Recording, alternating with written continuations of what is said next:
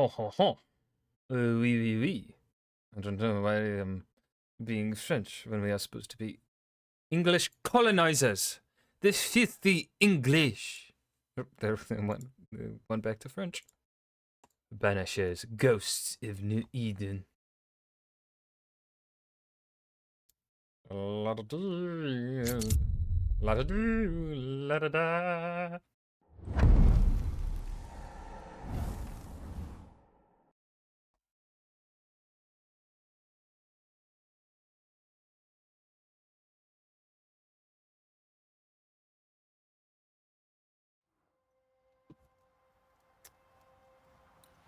Continue. I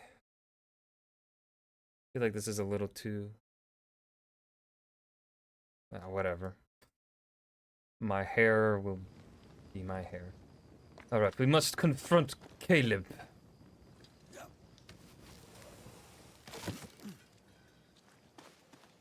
I remember what we doing. Caleb is possessed. There's something fucking wrong with him.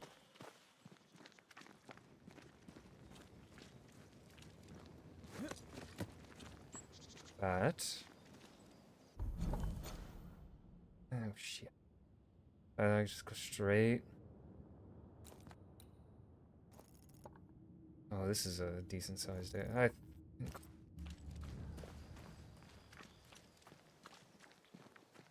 Yeah, we'll just head back. Oh, hello, mon ami. Have a bit of this. Fuck you.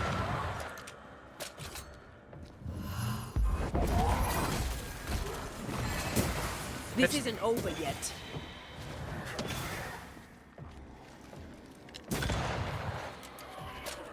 Get out of there. Balls.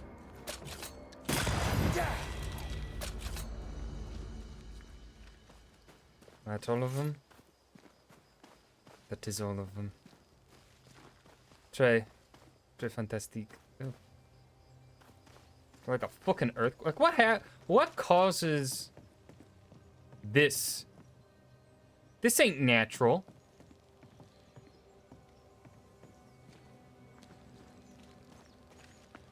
Alright, what the fuck? Alright. That ritual, not. I suspect it's beyond me. It's not, but we agreed you won't need it.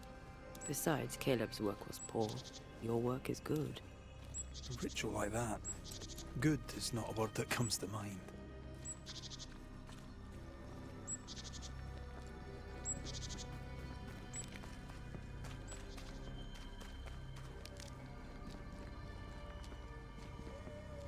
And soon we'll be back in the warding zone. Caleb! What the fuck, dude? What the fuck did you do? What the fuck did you... Cobbler! Have I spoken to you? Is this, Ishmael? Looks like Ishmael.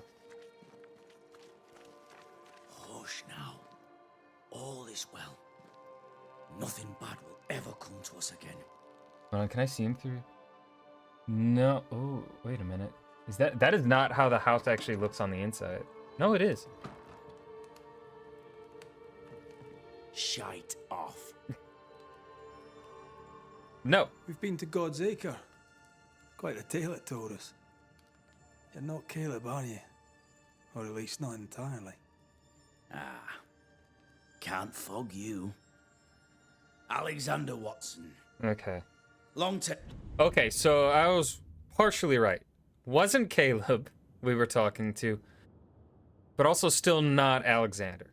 I was half right. I was like, we're dealing with Alexander. We're dealing with the brother, but not in the way that I was kind of suspecting. Short, Caleb tried to bring his dead wife back. And I live here now. So many questions. Where to even start? Do you share Caleb's body? Do both of you share Caleb's body? Share? No. This house of flesh is mine. But because I am a generous man, I allow my brother to live in the cellar. We were twins. I knew they were twins. I guessed that. I don't think we were told that information, but I guessed it. Okay, so the wife isn't The around. rotten half, they said. But who's the rotten half now? How did it happen? He was trying to bring his wife back. How did you end up in the mix?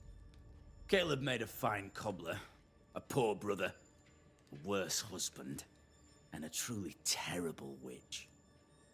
The ritual went to shite, because... of course it did. There's something else you should know, if you don't know it already. I'm not alone. Oh, no. I completed the ritual. Yep. Shit. My darling Ruth is in here too. About your death. You died trying to save Ruth from a burning house. True.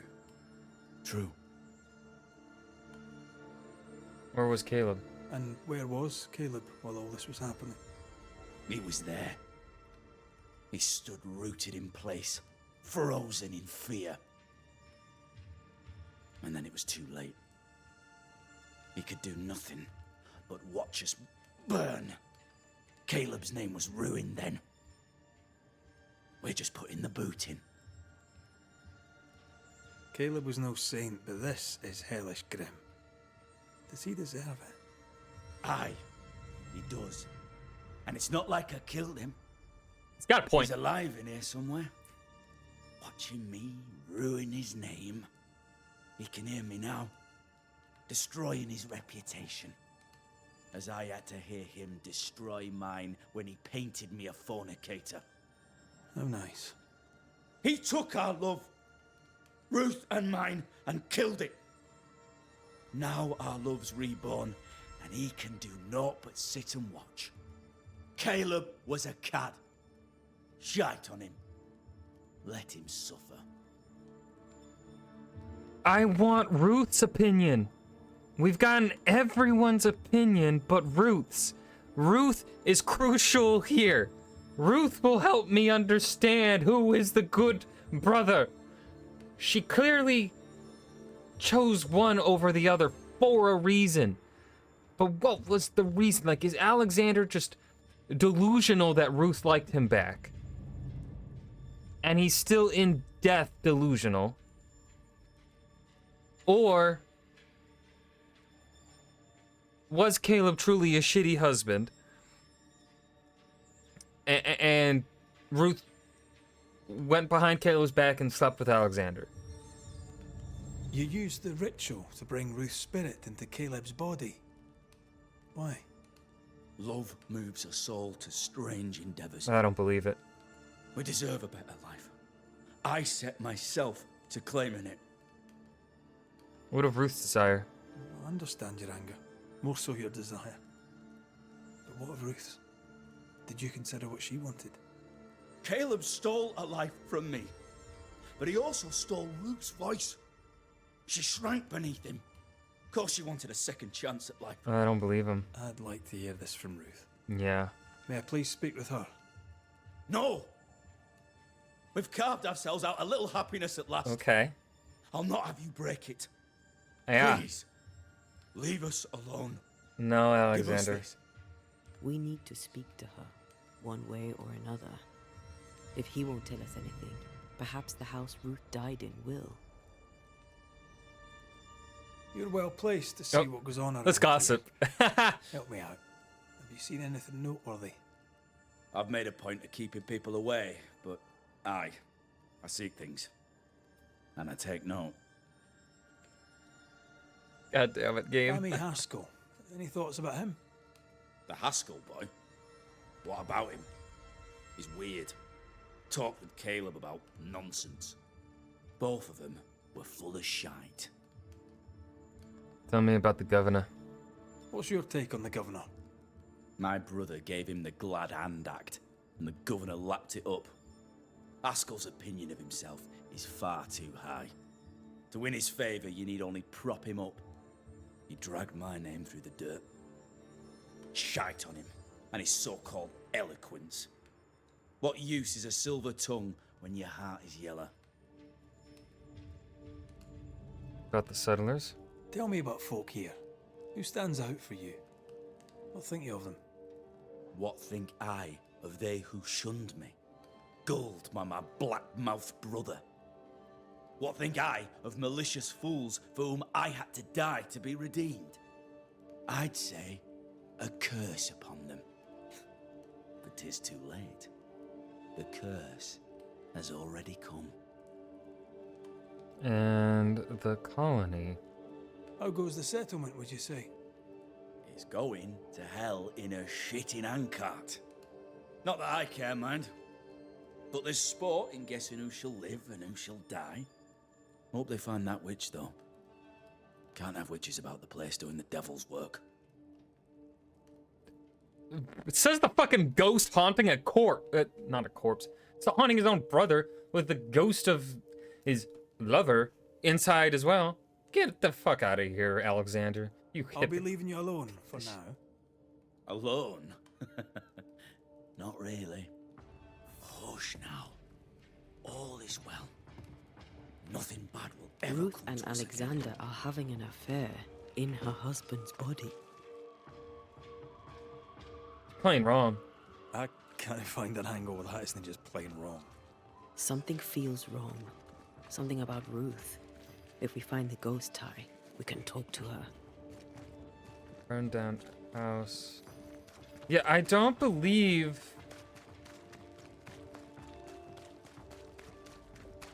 I don't think Ruth wants this. I do not believe she does. The house that burned down. The roof fell in with them inside. There's a lot of debris.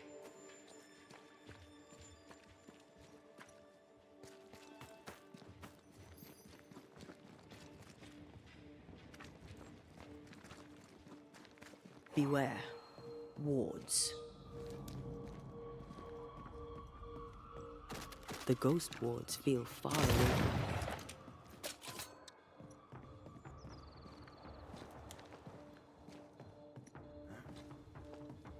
Need a little push to open up a path?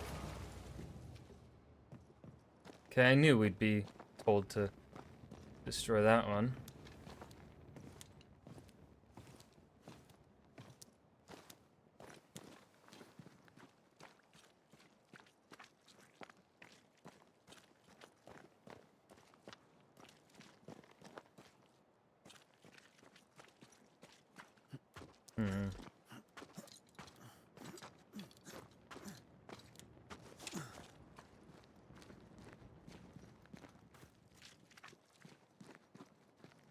Always take a gander around first.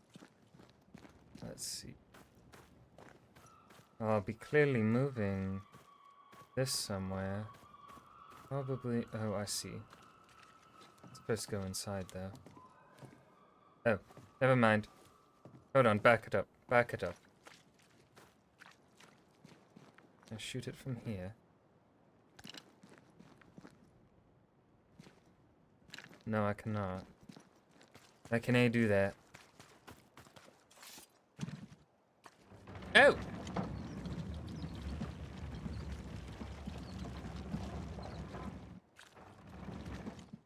Oh. Okay.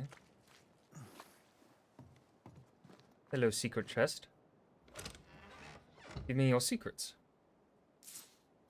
Money and some crisp moss.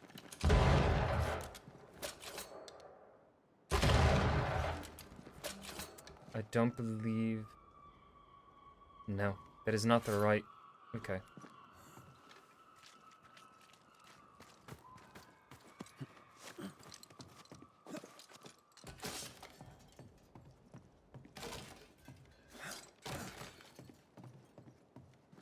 Lovely place, lovely place. So very lovely. Time must be nearby.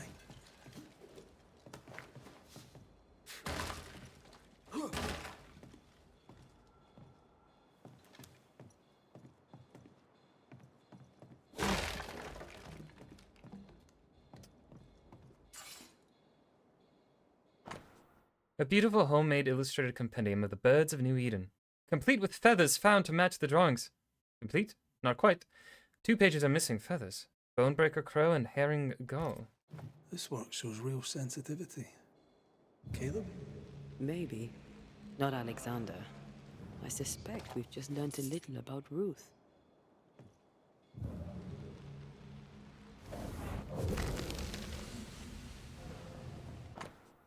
A withered human heart. Of course. Ruth's heart binds them like a bushel of rotting corn. Anything else around here? No. No, there is not. Alright. Well, is Alexander gonna be fucking standing right out back? You! Yep. What do you have there? Stop right there, you rank ramp! Whatever Rank you ramp? found, What does it that ain't mean? yours. You buried Ruth's heart in the ashes of the house that killed her. I find that odd. I do as well. You, a ghost, went digging in the ashes of a dead woman's house. You're ill-positioned to call me odd. Don't think I haven't felt your presence before. Stow your tongue while I speak with Ruth. Ruth, can you hear me? Can you speak? Pock off and die. I'm in charge here. No. Hush ye, Alexander. I'll speak. I'm Ruth. I hear you. I'm Antea Duarte. We're here to help. I'm glad. Please, end this. Knew it. Help me. Go to hell in a bag of shite. We're fine, and you have not the right. You hear? You've not the right. I'm gonna do this shit right in front of you, bitch. Wait. Her heart! Give it back! Manifest. Okay.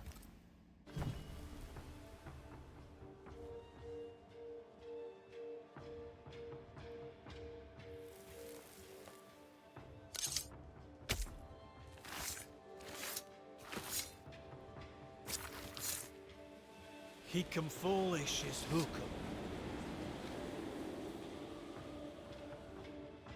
No more does he silence me. We may speak. Oh. Help me, please. That Caleb's letter. Caleb's letter changed your life. How did it feel at the time? It tore me in two. I loved Alexander, but I deserved to marry a man who would be true. Caleb seemed decent. I believed he loved me. I thought I married the better brother, but I'd married a liar. Oh, okay. A liar and a devil. And yet, not even he deserves this. No one deserves this.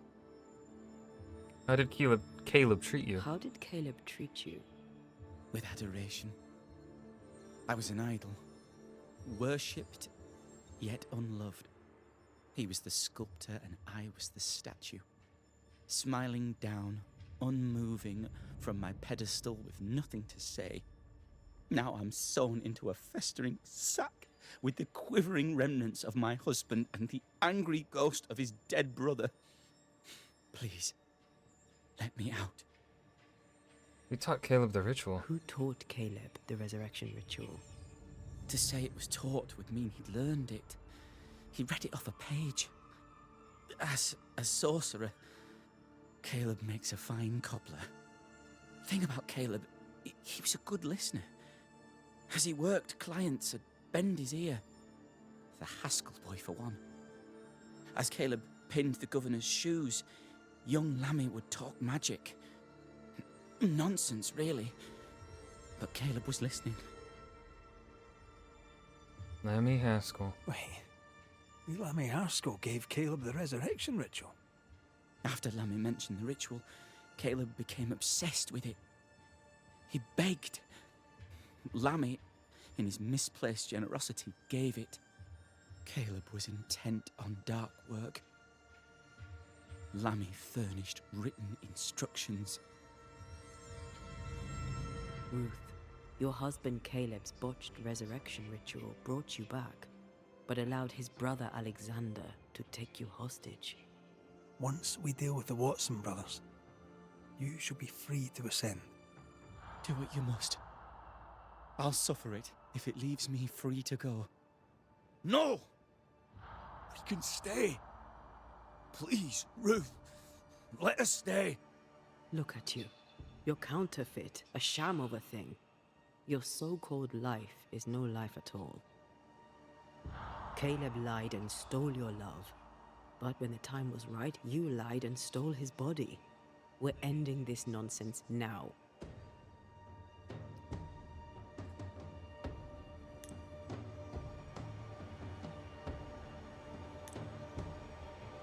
I don't... You know, I think neither side... They both made fucked up choices. They both fucked up. Caleb fucked up a lot by being a liar. And it doesn't sound like he beat Ruth. I'm going to assume he... Because it sounded like he adored her. But he just didn't treat her the way she necessarily wanted. So I don't think we have a strong enough argument to really blame Caleb here. I don't viscerally hate Caleb. Now, Alexander, again, doing fucked up shit and also not really listening to Ruth. He's not letting Ruth speak for herself. He's trying to control everything. And that's very fucked up, and it really makes me want to banish him. But... for Ruth, I think we will ascend Alexander. Alexander, you were wronged, but Ruth owes you naught. Not her life, nor her death. I'm not my brother. I am the man who runs into the burning house. I am the man. Ruth owes us nothing. But my love is true, and his is not. Your love is not measured by what you win. It's measured by what you're willing to let go. That's a good one. That's a good quote. Hold on. I gotta remember that. Shit, how exactly did he say it? Your love is not measured by what you win. It's measured by what you're willing to give up. That's the right quote. Is that the whole... I'm sorry, Ruth. That's a good quote, You dude. deserved better. Such a good quote. That's really good. Better than me. You know what? Ascending was the Send right me choice away, here. Banisher.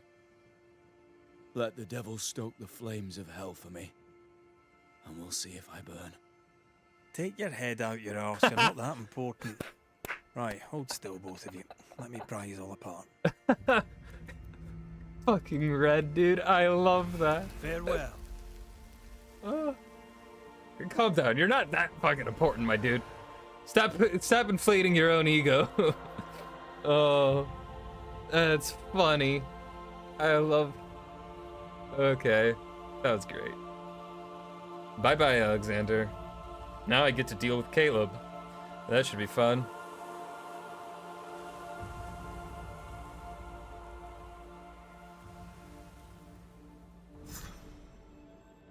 Are they gone? Am I speaking with the cobbler, Caleb Watson? That you, Caleb? I think... yes, that's me. Or it was me, once. For my bastard brother was my hollow keeper. You're not entirely innocent, though. If you'll permit the unfortunate expression, there was more than one of you in it. Aye. You were in it too. He ruined my name, ruined my flesh, ruined my wife. You gave him a pat on the cheek of his arse and sent him on his way. I am an imperfect man. My brother was a bastard and sly, and he tricked you onto his side. What does that make you? I too am an imperfect man. I have mercy and patience in limited supply. Let's not test those limits further, eh? Okay. Oh, so now we have another new haunting.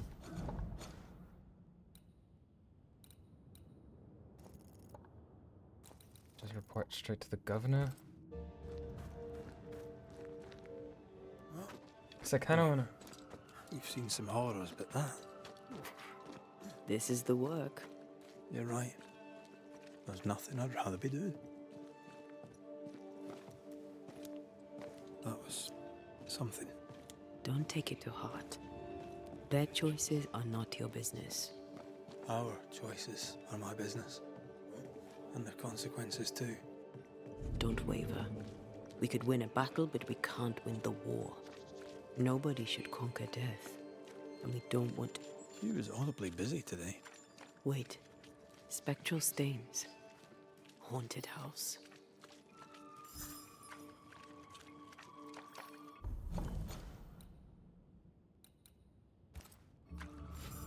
God damn it. Alright.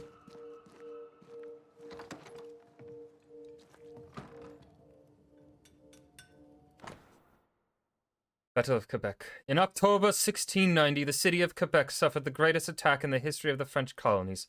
Port Royal was taken by the English colonists in May 1690. A great loss for France and a great shock for the inhabitants. It could have ended there, but Major John Wally's ambition was even more consuming than a festering gangrene. Indeed, after having taken Port Royal in his nets, he had his eye on our beautiful city of Quebec. But our governor, Louis de Bois de Frontenac, was not half a coward, and he stood up to the English, refusing their terms of surrender and promising without even blinking that he would stand up to the English invasion. The arrogant John Wally's blood ran cold as he launched his ships into the Bay of Quebec, where they were almost all destroyed by the city's cannons. The militia he sent to the coast were also repulsed by the French. The English had to face the facts. They would never take Quebec. The French took advantage of this battle to strengthen their defenses and establish their sovereignty over this part of the New World. It was the first time Quebec's defenses were tested. The New England primer. Looks new. Looks local.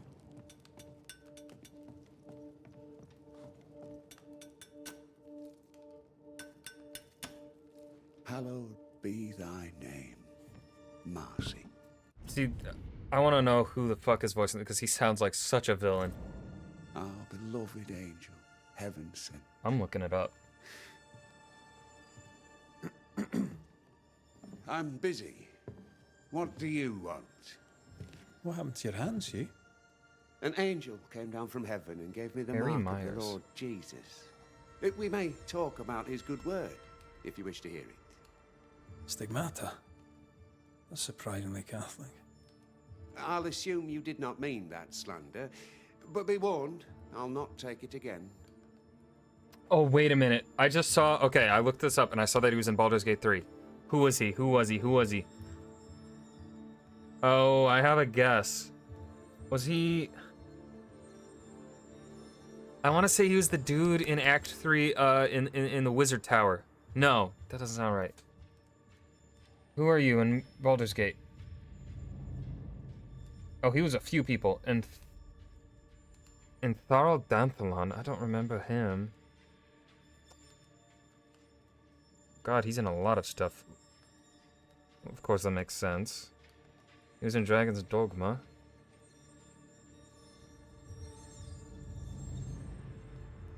Gruko and Sentinel Olak. I don't remember him. Tell me about this angel. How did you meet? The angel is my sister, and she bears the mark of the Lord. Marcy wandered in the wilderness for many days and nights. And then, one day, she returned to lead her people to salvation. He's haunted by a ghost, but thinks she's an angel. I hope you're taking note, Red McWraith. Tell me about your sister. I'm sorry you lost your sister. And I'm glad you got her back. Tell me about her. Do you believe in miracles, Mr. McRae? I believe in the supernatural, and I believe in the extraordinary, so... Aye, I believe in miracles. I didn't believe in angels, though. If you are blessed enough to meet my sister, then you'll change your mind. I'd like that. Where can I find her? Near the old mill, hidden at the end of Long Beach, is a cave. Our sacred place. She will be there. They never could find her body, but she is still there. What news around and about? On what subject in particular should I deign to answer? Tell me about the governor. A fervent believer, a good-hearted man, a strong man, and yet he's an exorcist. He calls upon evil spirits. What if one day he calls them, and they come? Tell me about Lamentation Haskell. Get him to tell you himself, if you can get him to talk. He's quaint, that one. And by that I mean he's strange. I'll not call him an unbeliever, sir. I just question what he believes in.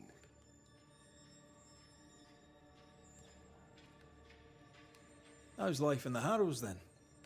Life is test upon trial, upon tribulation, upon ordeal, leading inexorably to a place in paradise at God's right hand. God, I love this voice actor. He just had, like, just the way his voice is, it is just so, oh, he's like a sly villain, and it just works so well. I hate him. I must take my leave of you, sir. God keep you, for I shall not. Fuck you.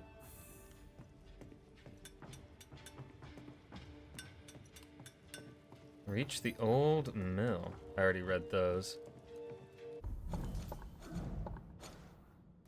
The old mill. Oh, all the way this way. We're going on an adventure, eh? We'll report to the governor first.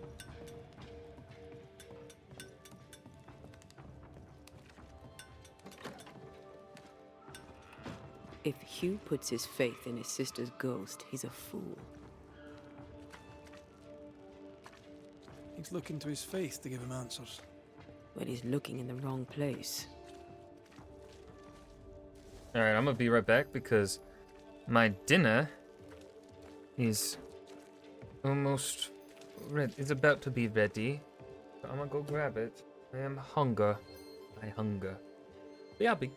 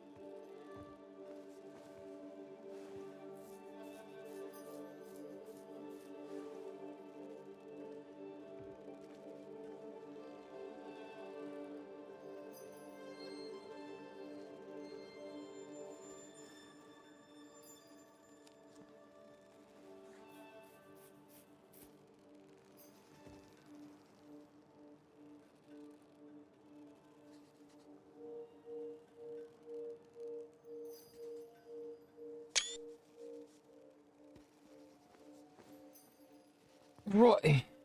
We have a burger secure. Now we go speak to the governor. The governor who's... I don't think much of a governor anymore because he's abandoned New Eden town. Which, also... Like, we don't really have much information about what the fuck happened to New Eden town after. Mr. Sparrow. All right. And Like, were we told anything specific about, New Eden town after, like...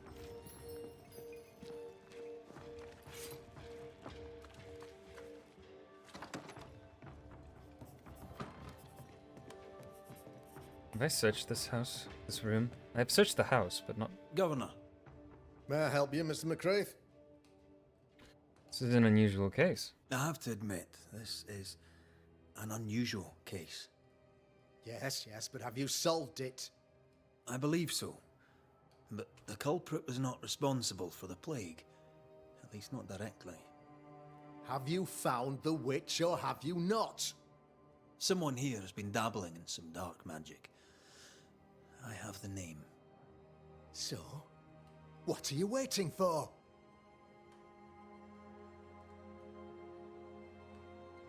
I have the name. I don't have the full picture. When I do, I'll act. Come, you have the name. You have the proof. The matter is simple, is it not? Not exactly. The name is Lamentation Haskell. No, it can't be. My son is studious. Curious, too curious at times perhaps, but he does not have a bad bone in his heart. He showed Caleb Watson a ritual. The cobbler used it and became possessed. Even if true, it would only mean my son was exposed to corruption. It happened before. Bring me proof, Banisher. Find the real source of evil. Since when has the governor required proof? I'll get it. Mark me.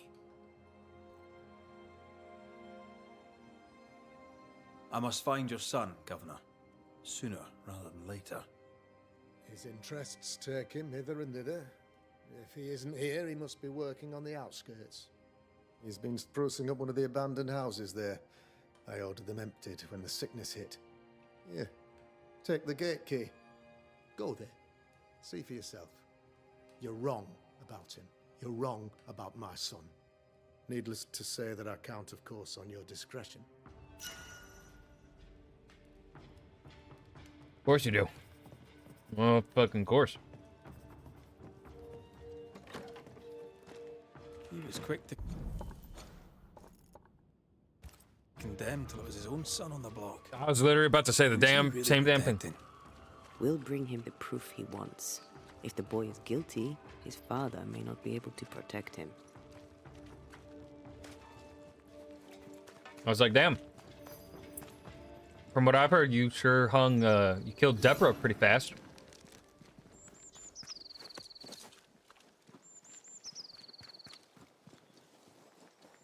We still don't really have the whole story for Deborah, but...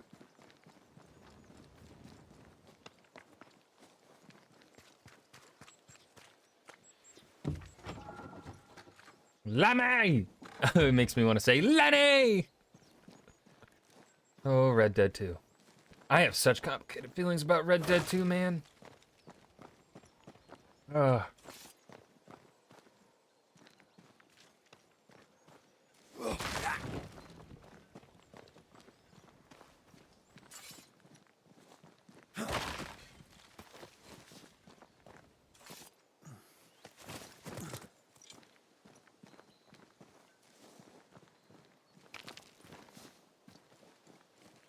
Hell's balls.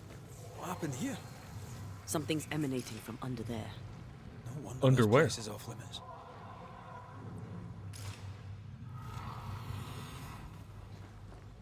I don't like it.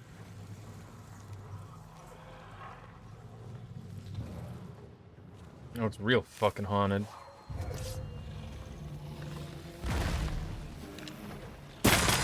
Raging vandal. This gotta be good. There's more of them. Oh, hello.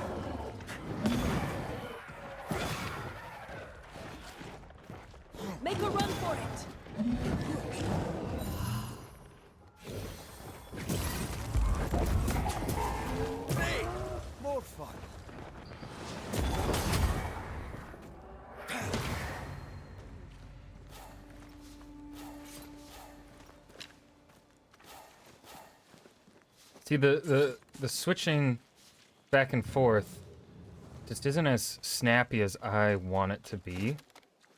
Or I think, for what I feel like, how the game wants it mechanically to, ideally, to work. You know? One of these must be Lammy's hideaway. Alright, there's red. There's the blue. We have 3. 1. Is that? No. 1.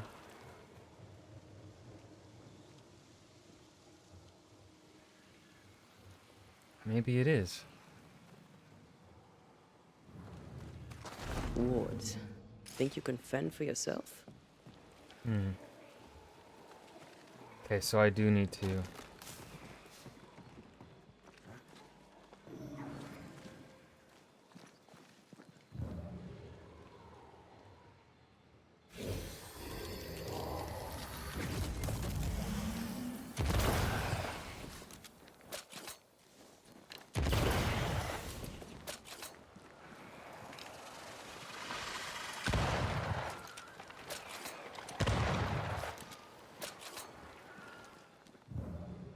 Oh, I'm about to sneeze.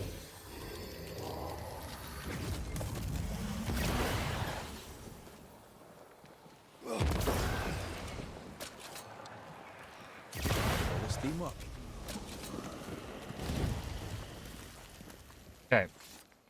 That door open. But first, let's check out this house. Lammy, you here? Lenny! Lenny! There might be a way to open this door from the other side.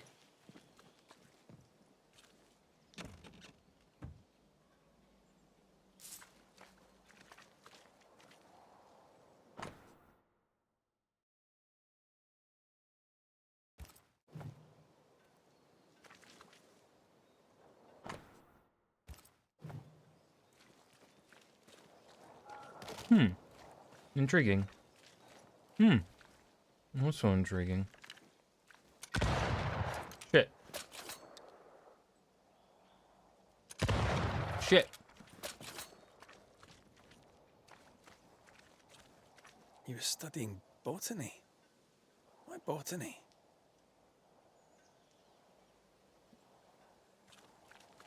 I don't know. Maybe he just likes plants.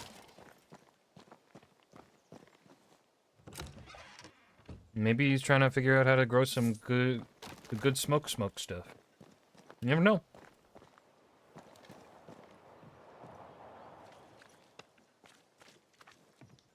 Lammy! Oh. Lammy, what the fuck, dude?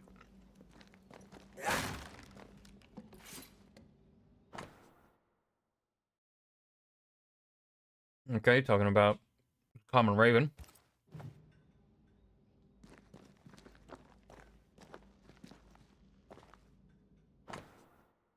My dearest Lammy, it has been as always a great satisfaction to talk with you again.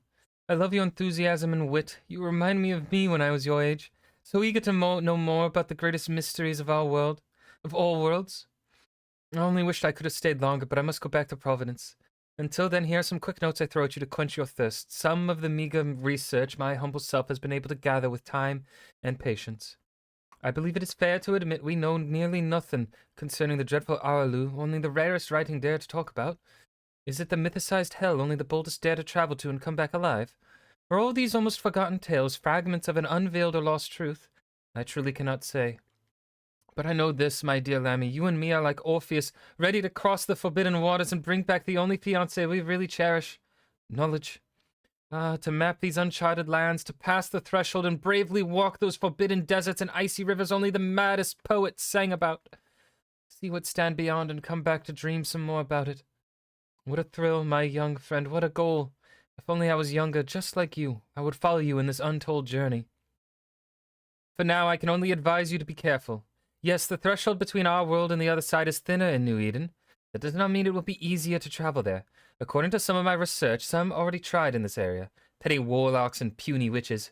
Maybe it is why the threshold is so thin. Maybe it is why the dead seem to be so easily allowed to walk this land. Who can say for sure? Last week while I was investigating on my own, I have clearly noticed some very peculiar vibrations coming from an ancient mill located above a cliff by the seaside. Quite a creepy place if you ask me.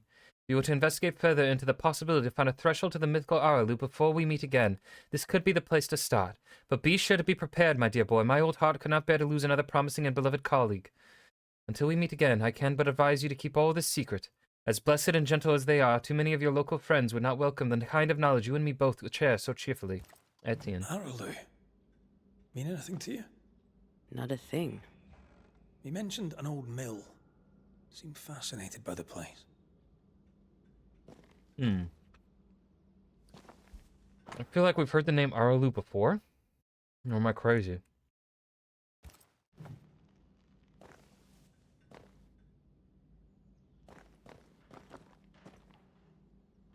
The incisions are clean. The precision of an expert. There's magic here, though faint.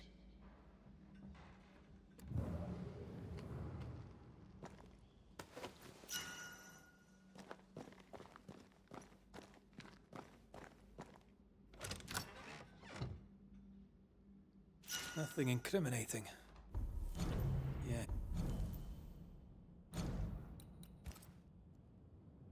This place is even more fascinating than I imagined. So many unanswered questions waiting to be answered. Monsieur Roulet was right. I'm sure the tragic history of the old mill has much to do with it. I shall go there. I shall do my work there, unmolested by suspicious and unscientific neighbors. There's so much to do. Remember what we found at Caleb Watson's? Maybe we're not looking in the right place. If I had something to hide, I might hide it in an abandoned mill.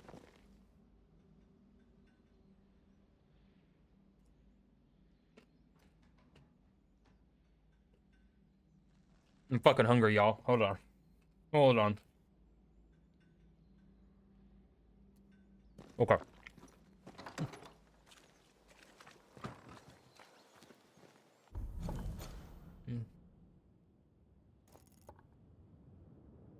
Oh shit. Okay.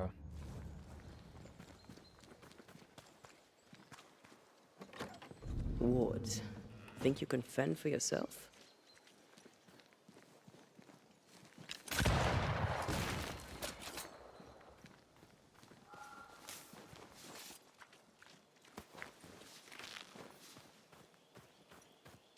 I can manifest now.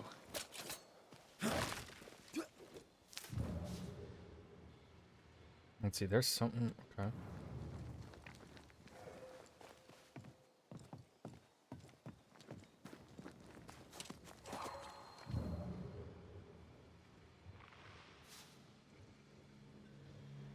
Reveal yourself.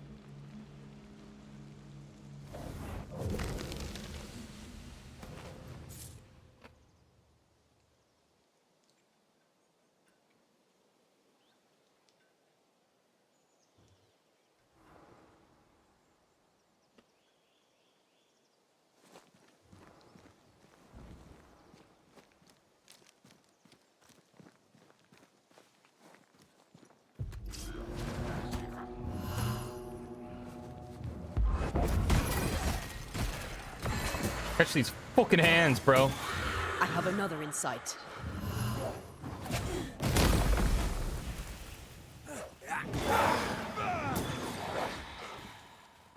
What you thought?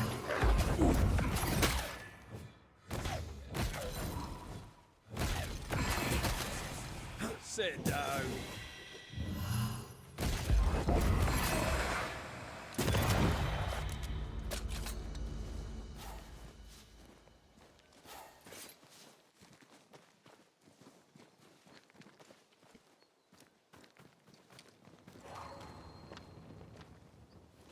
Well, let's just take me back to.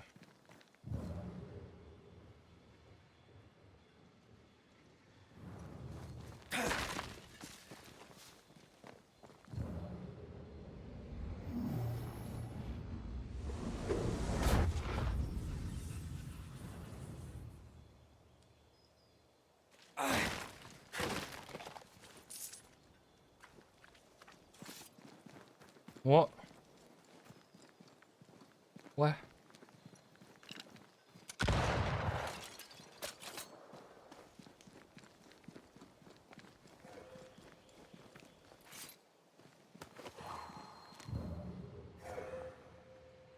Oh no, it's probably telling me about the... Yeah.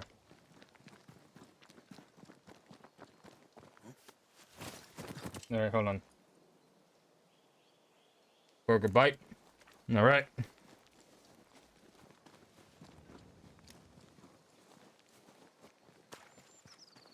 Away we go. Oh. Thought you could hide from me, huh, little fella? No, you don't. No hiding from me.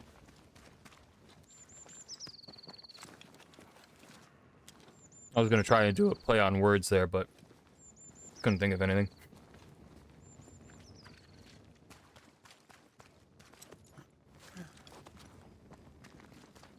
All right.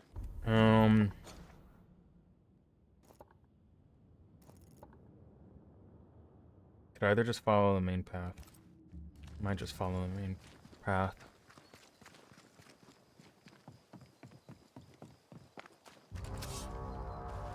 Who wants to throw hands? Reinforcements!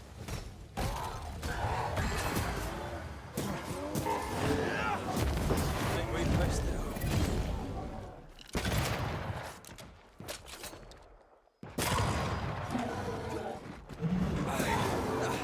They brought more friends.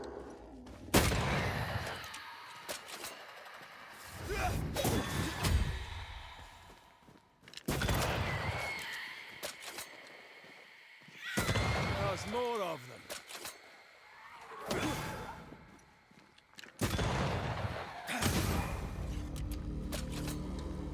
Why a mill? Away from the village. Perfect for his research. Perfect to hide secrets. He's not out here for pleasure, that's for sure. No, fuck it. We're here. We'll look.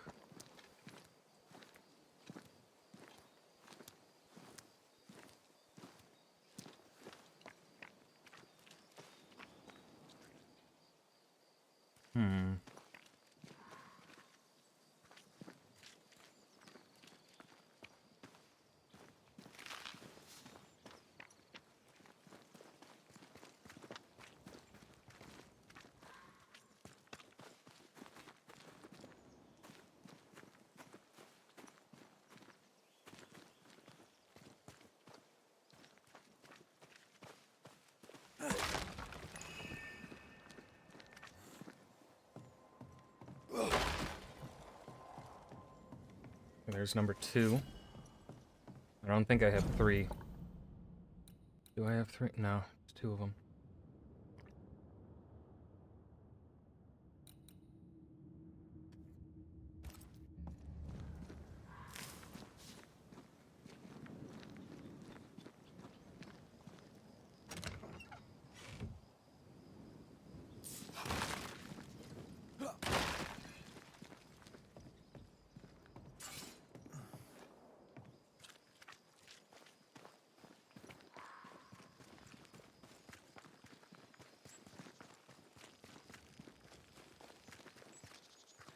Something's nearby.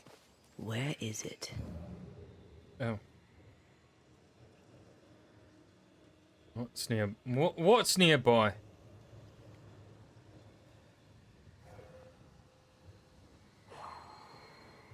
Aha.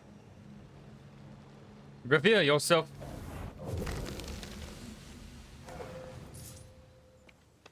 But we are still missing one of them. Malice has been bound to this. Yeah. Let's see. Let's take a look out here. I'm trying to think of where I came across the first one. And I don't remember. So, I'm not really sure where I should double back and look around again.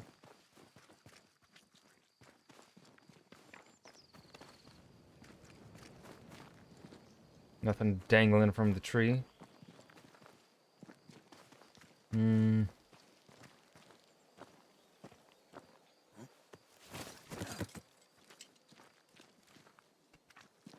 feel like I already got the one that was inside it. Be in the Well, it was in this immediate cemetery. Perhaps it's further along the road.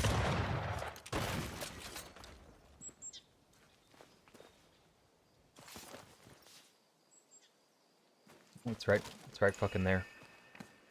Is that right? Let me go back. Damn, if only I had taken a few more steps. Ah!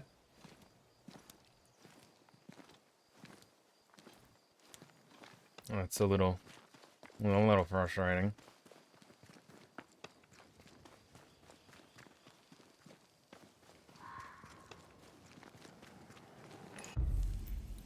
Unbound.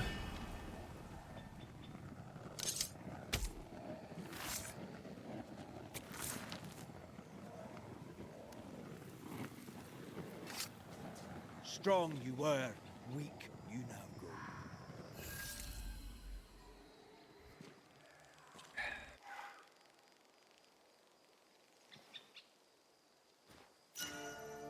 Protective Charm. Damage double and increased by 60% against full health enemies. Meh. Meh. Meh. Like, enemies don't stay full health for long.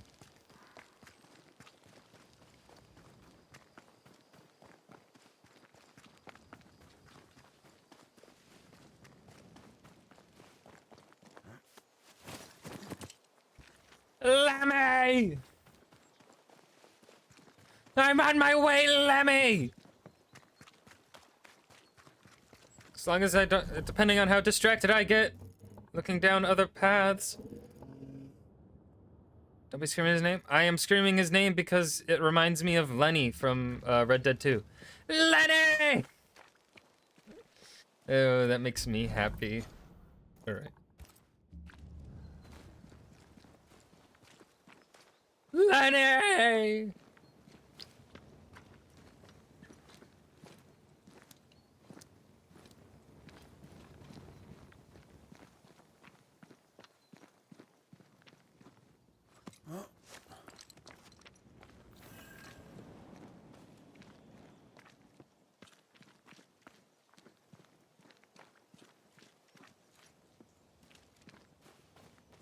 Oh.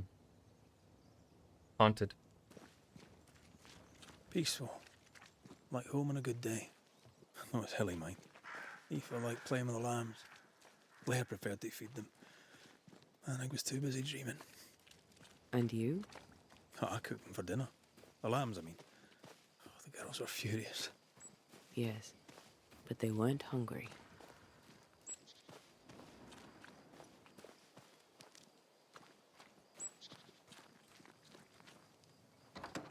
Someone's left us a fire camp to use. I bet it was Lemmy!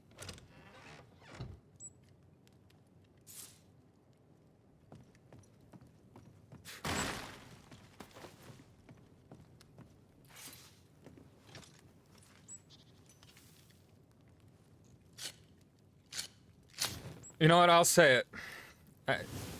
I critique Red Dead 2 a lot, and there are lots of things I dislike about it. I think it is overhyped. But god damn it, do I still love Red Dead 2?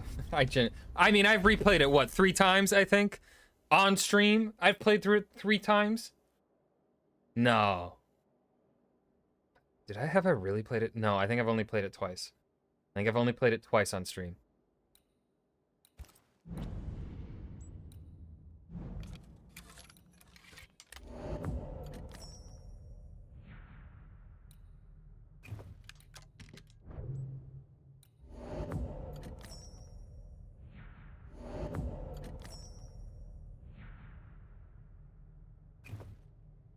Like, it's a very good game. The combat sucks ass. I will say the combat is bland. And the mission design, also pretty piss poor. But man, the characters are just so interesting.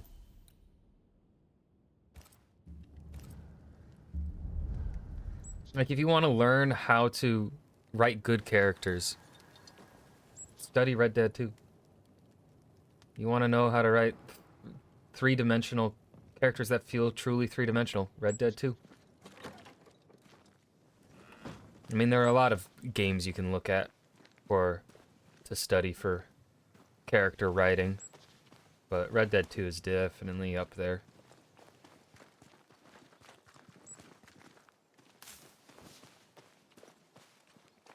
Wards, you're on your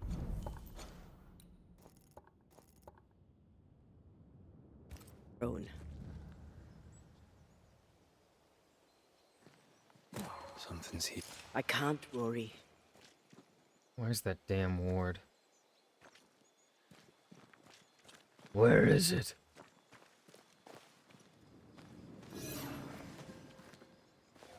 Okay. The ward is somewhere over here. Oh, I see it. Here I am.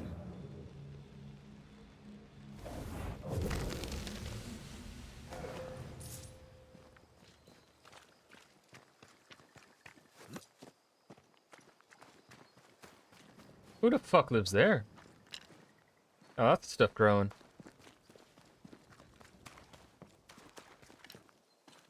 It's like...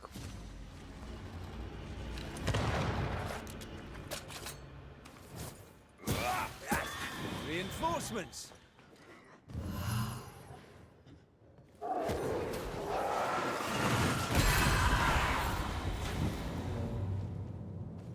So much for peaceful.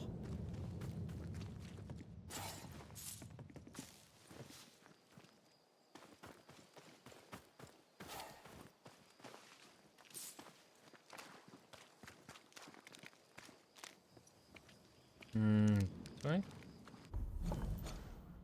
I want to go...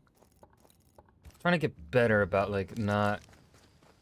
It's like every time I explore, I end up getting, like... can't do it yet, or something.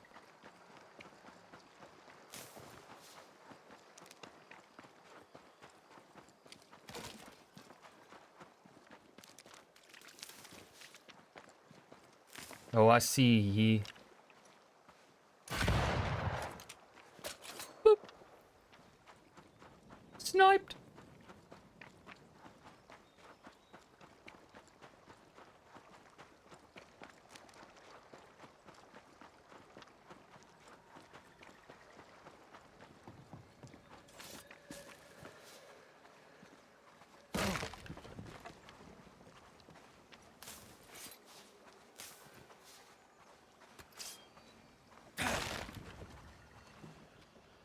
Secret treasure.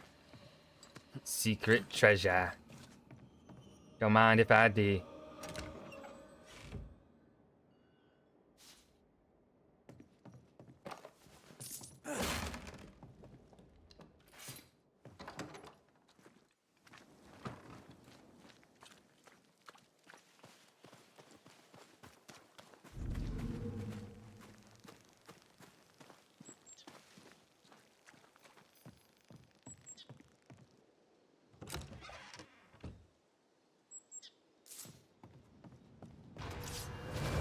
Oh, fuck.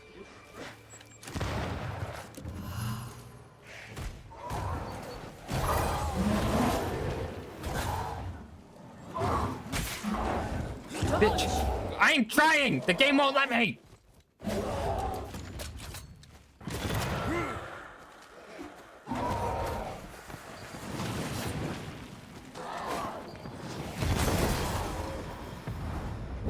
Oh, wrong thing.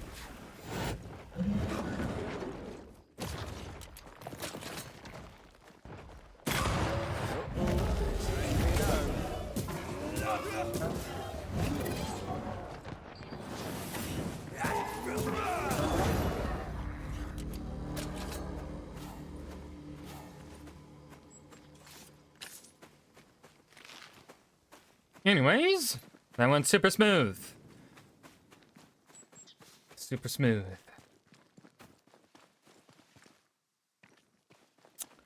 Did not roll into any attacks at all. 'Cause I am such a good gamer. God damn, that's pretty. Oh! Oh, we've been up there. Is that where I think it is? Is that Fort Jericho? Yes. Screenshot it. I could do the I think this game has a photo mode. It does. No. I want to just live in the moment.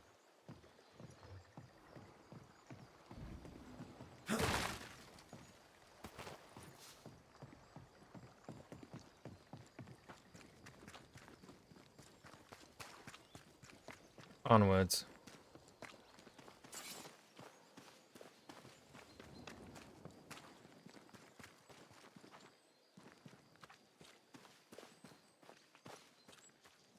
But man, this game is pretty. I wish it, I mean, I wish they would draw more attention to it. You know? Like, there are other games where, like, Ghost of Tsushima and Ghost of Yote, they love to draw attention to the atmosphere. Expedition 33 did the same thing as well.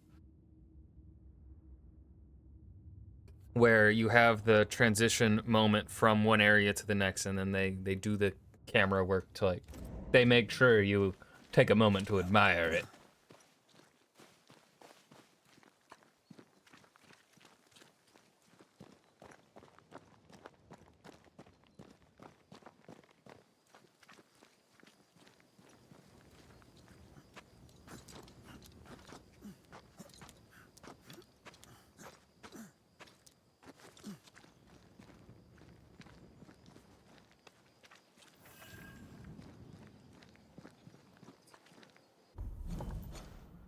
Game wants me to go left. Oh, we have a haunting. Ah, there's the last haunting in the dark woods. Okay. Let's just go this way.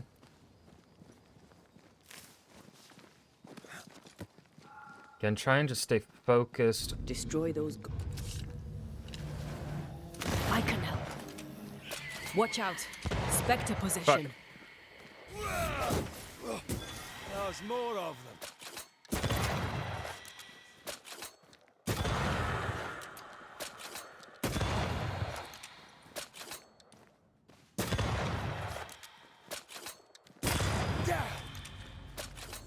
What should we expect up there? A gateway to the mythical Aralu, whatever that is. Otherwise, terrible tragedy, dark doings, sick secrets, and a wild guess.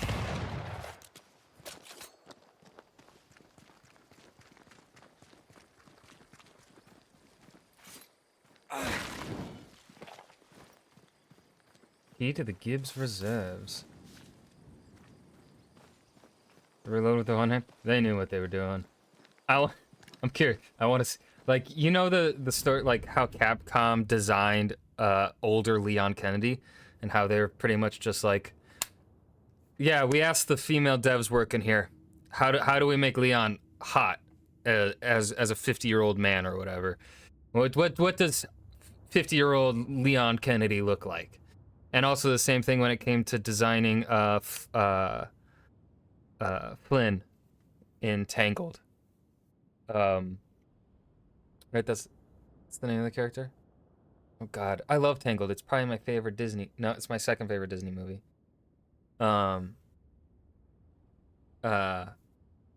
They also, again, they're like, women, describe a hot man, and so then that's how they designed Flynn Rider.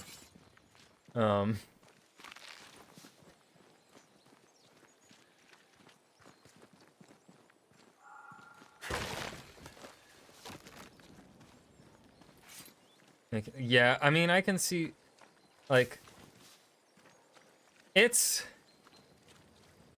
such a weird thing, isn't it, right? Like you ask me to, like, if you were to ask, like, if I were to describe, like, a beautiful person that I would be attracted to, I don't know, I would just feel, especially if, like, I was seeing someone, right? Because like I don't know, it's just a weird thing, you know, of like what we are attracted to, and we're like we have this. You describe it in sort of like an idealized way, but then, of course, your partner isn't necessarily gonna look like that. Some people, I mean, again, that makes me feel weird saying it that way because like the person I'm dating them because to me, they are the most beautiful person in the world. You know, right? But it's just it's such a weird thing.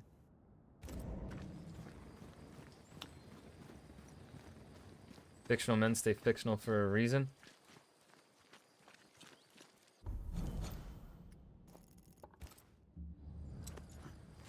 No, yeah, people really like everyone's like, oh, I want this fictional man or whatever, and I'm just like, no, you don't. No, you don't. Like, I mean, I will say, the men that I write in my novels, yes, you do want them. They're that good. Well,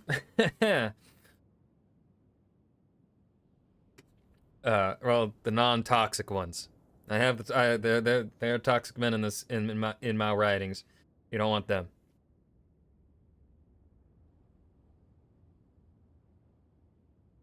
But no, no, it's because, right, when you read, like, when you read something or you're watching a movie, right, like, we'll use Pride and Prejudice because that is one that a lot of people talk about, as a man they want. You know, they want Darcy. No, they fucking don't. No, they fucking don't. They do not.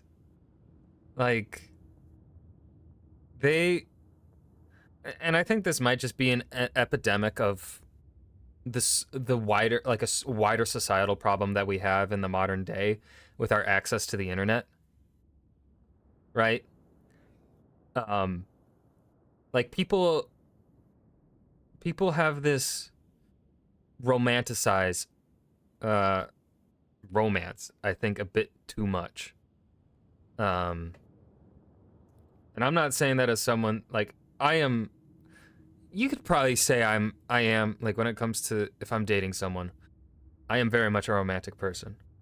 I will like be asking questions, learning, and then being like, yeah, I'll do that I'll do like I will be vocal about like, yeah, I'll plan something like that sometime for you or whatever.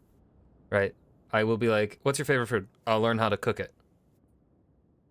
I mean, that's a thing I do for friends as well. So like that's not like just a romantic thing, but like I guess I'm more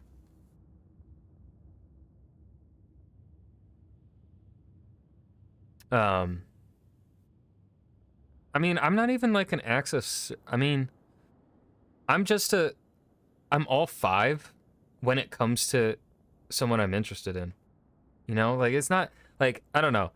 I I'm a bit mixed on the whole love languages thing because I don't know. I don't want gifts. I will say that. I don't really want gifts. I don't want to receive gifts. So like out of that, I guess that's the one where I will receive, I don't want. But I think in terms of giving, yeah, I will give gifts.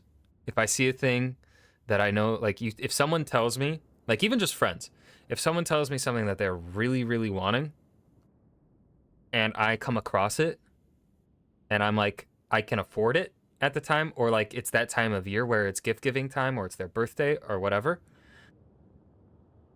I will get that thing, right? I mean, hell, I will give if depending on again what money is available to me, and depending on how passionately I hear someone talk about something, and also how down bad I am for someone, I will if I see a thing that I know you really really want, I'll just get it right away. And because like I also don't really care about like the whole like oh, only giving you stuff on. I don't care about like. You don't have to give me shit on my birthday. If you give me something during the year, I'd prefer honestly being given a gift. If you're going to give me a gift, give it to me just like whenever you thought of me or when you thought of it, instead of waiting for like my birthday or Christmas or whatever, right? I don't want that. I don't care. I don't care about my birthday. Honestly, for the last, 5 years, I have spent my birthday streaming.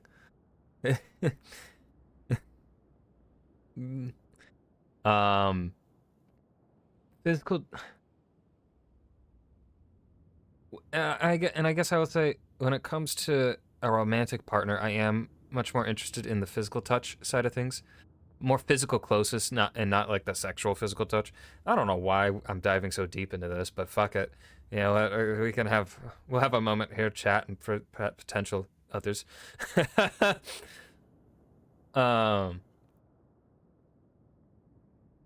And then let's see. So we've got physical touch, quality time's another big one. But that goes hand in hand to me with physical touch, right? Like, there's physical touch. We're having quality time. There's physical touch. Like, we're gonna be sitting next to each other, holding hands or something. And then, all right. So then, acts of service already sort of touched on. Oh yeah, no. As long as, what was the other one? We hit 4 of them. Quality time, physical touch, acts of service, gift giving. What's number 5?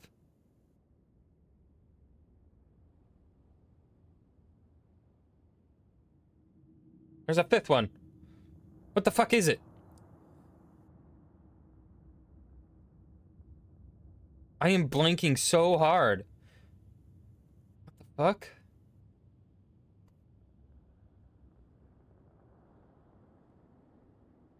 Independently hang out? Yeah, that's fine with me too, yeah. Independently hanging out with someone in the same room? Like, yeah, absolutely. Oh, yeah, no, for sure. I have, like, I've literally said that to people I've been interested in. I've been like, yeah, you can just hang out. You can just come over and hang out.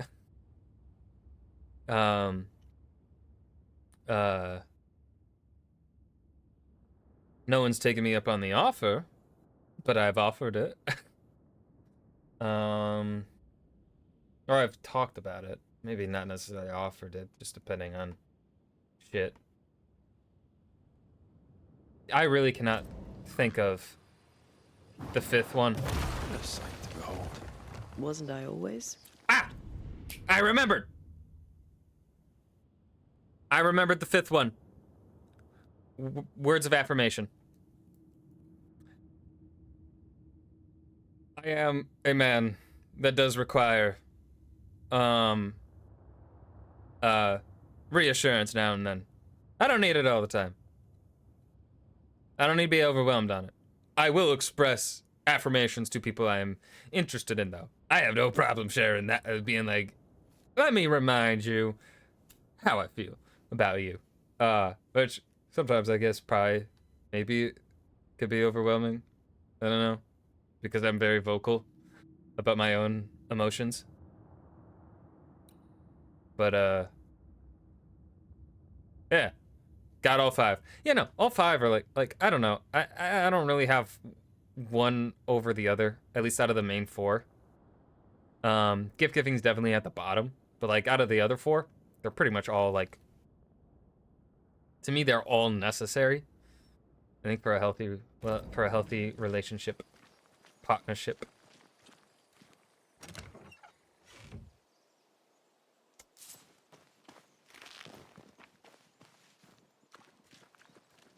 And I mean, yeah, no, my reassurance, this stuff from my reassurance stems from, you know, shitty relationships, shitty people I've dated, or slash have tried to date. And so like, had those people not come into my life, I probably wouldn't have the issue that I do. But they came into my life, and so I have this issue that I have to work through. And it's fucking annoying. It's real fucking annoying.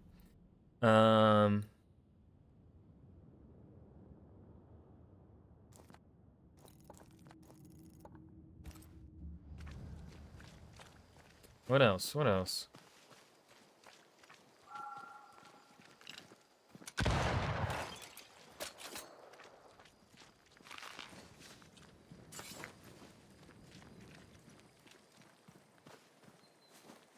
But you know, I'm in therapy. I yap about shit to my therapist.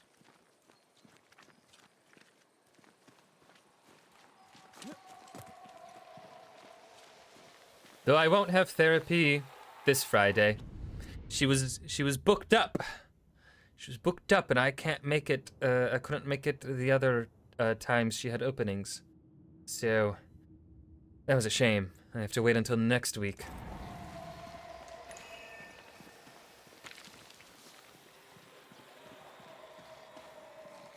All right, what are we dealing with here? These remains call for a ritual and a lot of caution.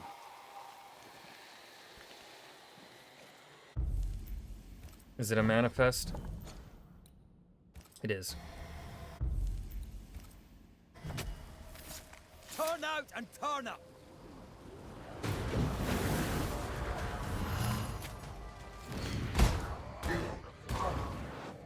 Did we miss a few?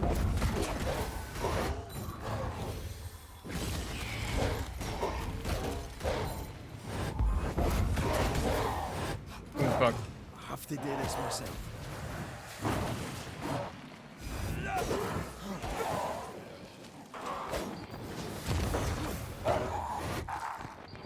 I think we've hit a nerve.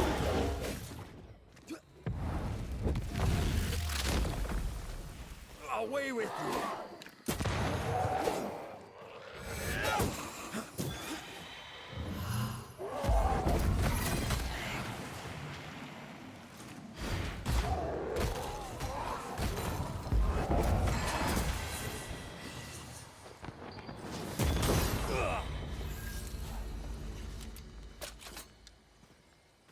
They totally had the women on the dev team or whatever be like, what's the hottest way this man could reload a musket from 1695? Go.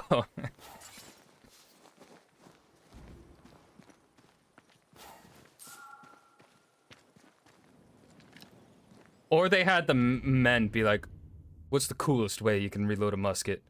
Or maybe it was a Venn diagram. What's the coolest way you can reload a one-shot musket in 1695? What's the hottest way? And it was just a circle.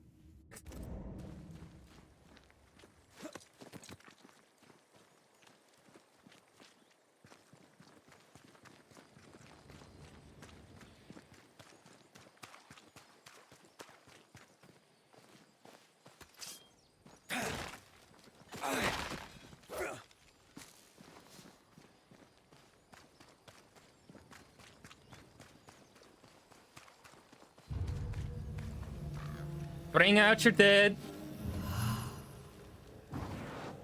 Think you could take on a ghost?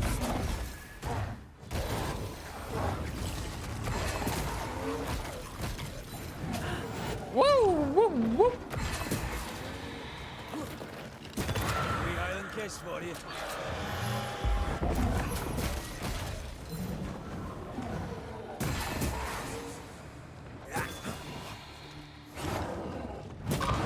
Think we missed it.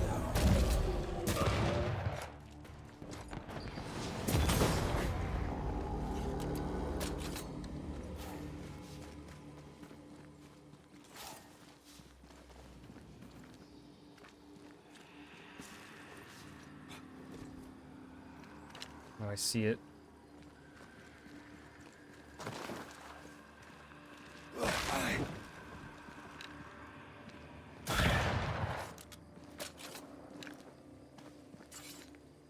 Well, his romantic partner is an, we don't know if she was born in Africa, though. I don't think she was. No, I think she was born in the colonies. She's not been explicitly stated to have been a slave, but I think she might have been, Antea. And so the braids, Antea, Duarte, no. That's...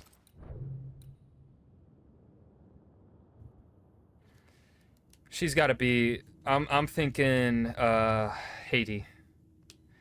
I'm thinking she came from, well, no, because she speaks with an English, she has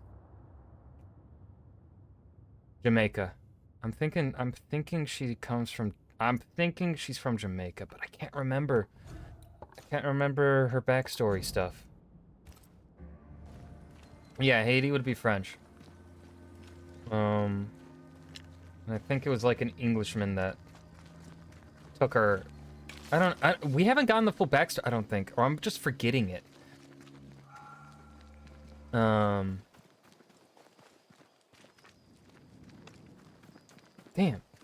Bothering me that I can't remember Antea's backstory.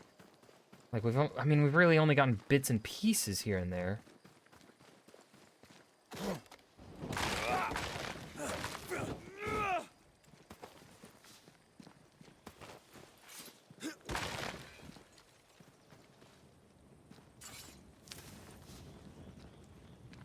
We need her lore? Yeah. I mean, no, I don't think we necessarily need her lore.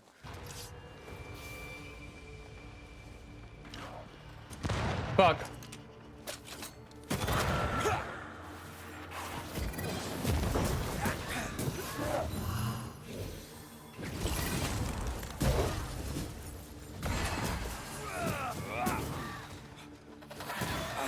Bastard.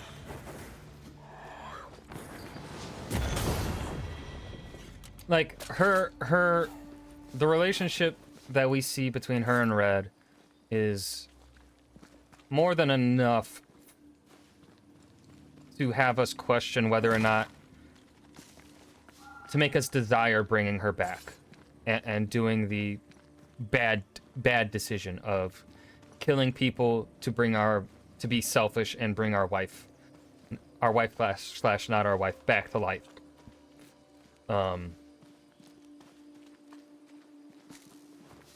And they've done a really good job of that.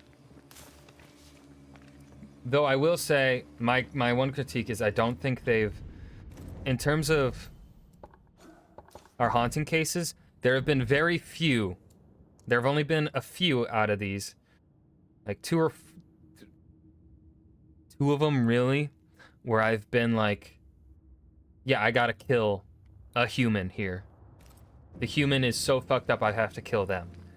There've only been like two where I've been like, whereas the vast majority of them have been like, no, I can't kill this person for this.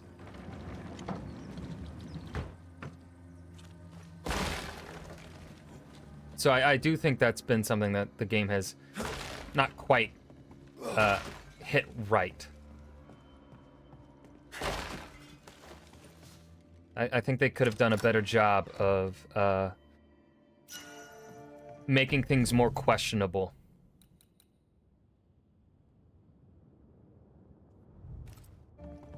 Between right and wrong. Between whether or not we are justified in killing a human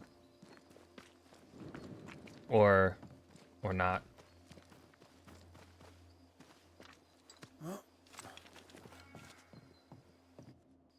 How the hell? Okay, weird.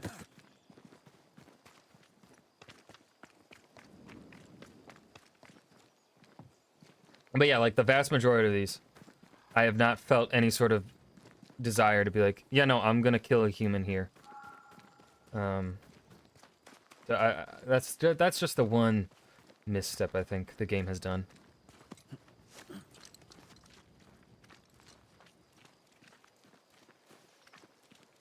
Take care. The place is warded.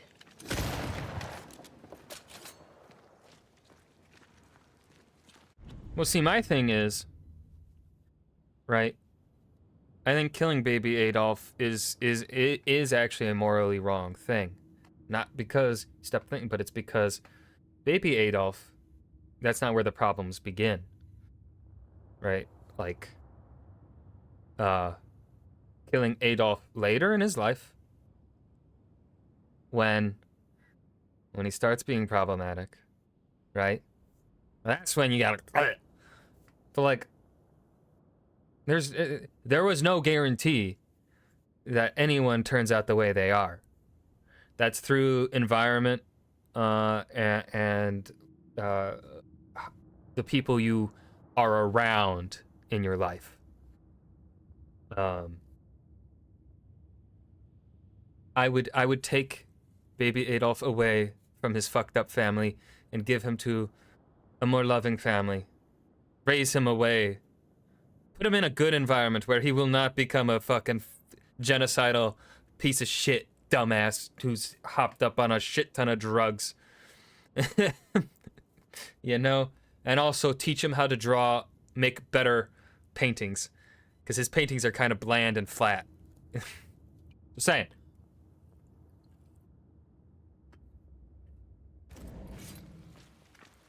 You aim for the heart. I'll destroy the roots.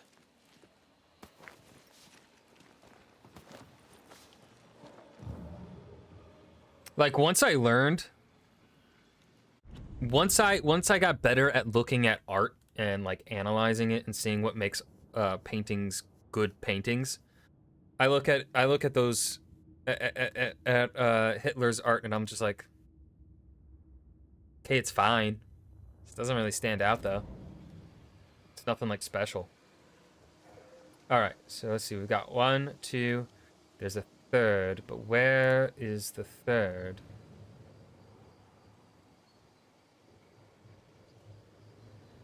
Will I be able to see? Damn, I don't know. Hold the fuck up. Oh, right there. All right, I know where all 3 are.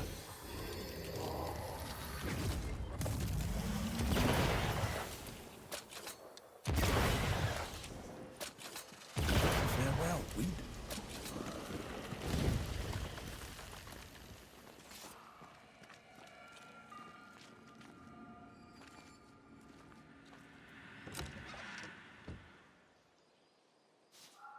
I mean, he probably would have made a fine architect, right? He had the technical?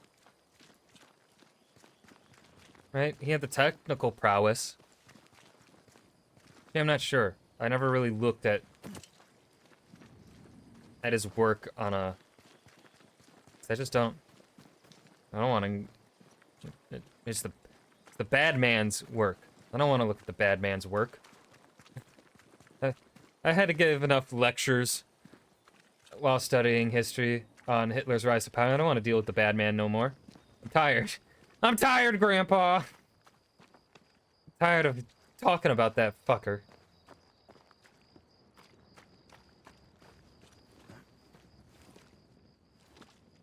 That's too damn bad. Give more fucking lectures to high schoolers, Ryan. High schoolers that probably went and voted for fucking Trump. Anyway, and that's why I'm not in education anymore. I can say this shit without getting in trouble. I don't work in education anymore. Siblings. Feeling guilty about Naomi Day and Temi. On principle, I refuse to feel guilty. Yes, I feel guilty. I should have made the journey. I should have gone to see them. Time flies. And oh, how it has flown.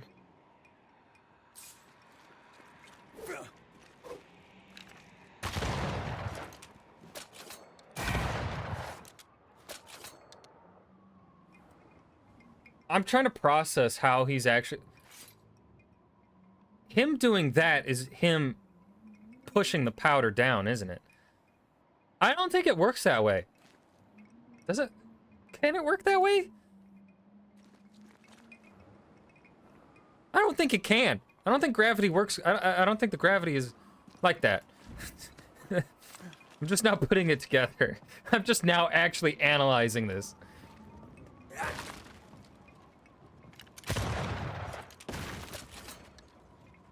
Yeah. I need a slow-mo. I need slow-mo of how Red McCrae has been reloading his fucking gun.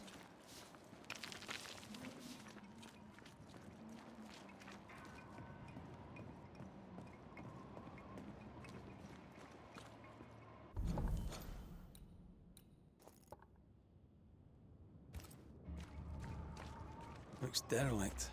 Is he really inside?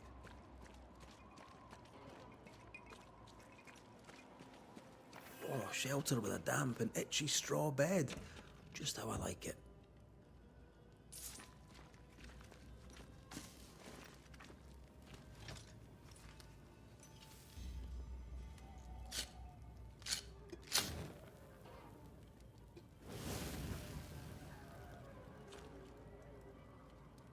I believe we have. Do we have upgrades available? No, I do not. But damn, our gear is getting up there. Oh, and we're level 21. Level 25 is the max level.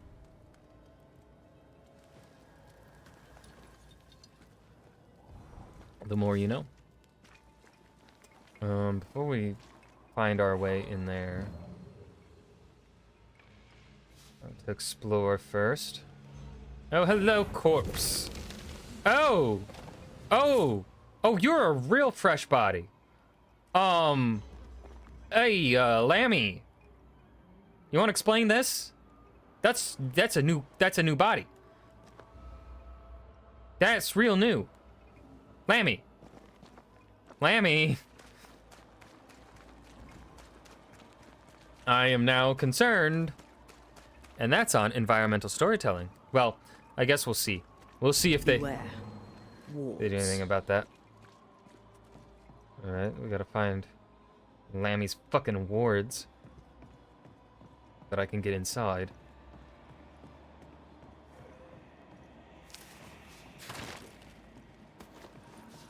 Tavern Widow? No, I think if it was someone we've actually seen, the game would, like, make note of it, you know?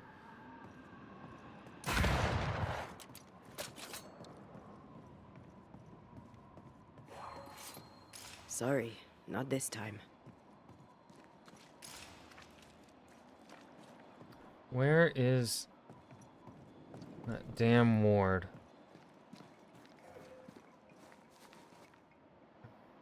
Am I blind? It's crossing right into here. A ward restrains me. But where is the ward? Guessing. Oh.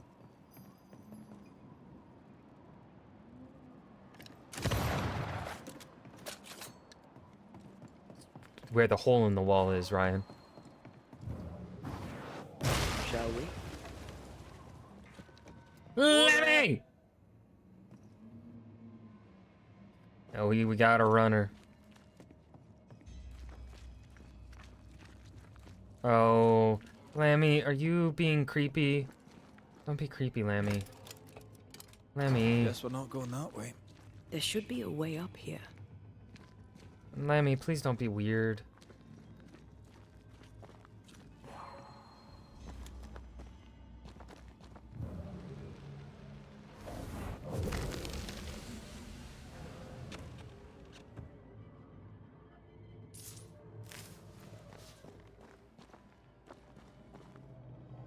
Oh.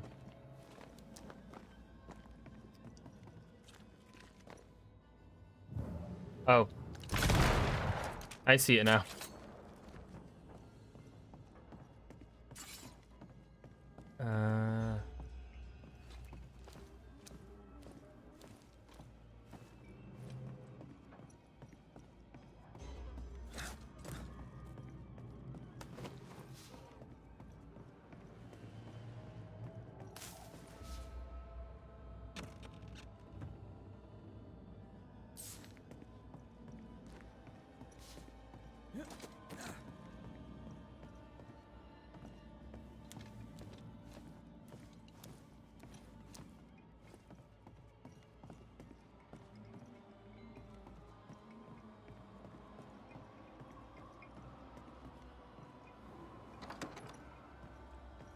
What hides here in the dark?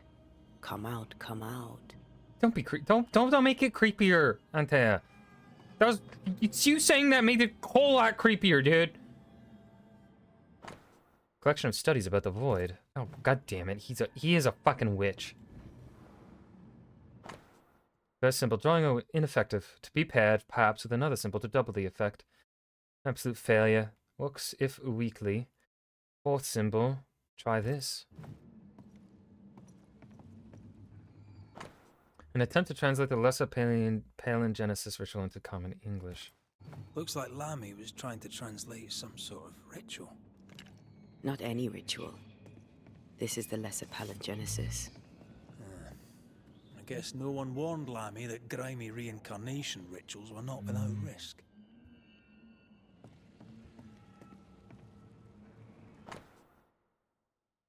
I was not mistaken about the hidden potential in this region. The veil between Arlu and our world is particularly thin and therefore conducive to breaches. The mad ambition of Couple Proctor only served to crack this already existing fragility even further. Poor amateurs. Now they are punished for eternity. However, thanks to their efforts, I will be able to gain a great deal of knowledge about Arlu and succeed where everyone else has failed. I requisitioned the help of Haskell's son, who, unlike his stupid father, has potential, and therefore can be of great use to me. Together we can achieve great things. This relay lad seems dangerous. His apprentice seems to be following him down the same path.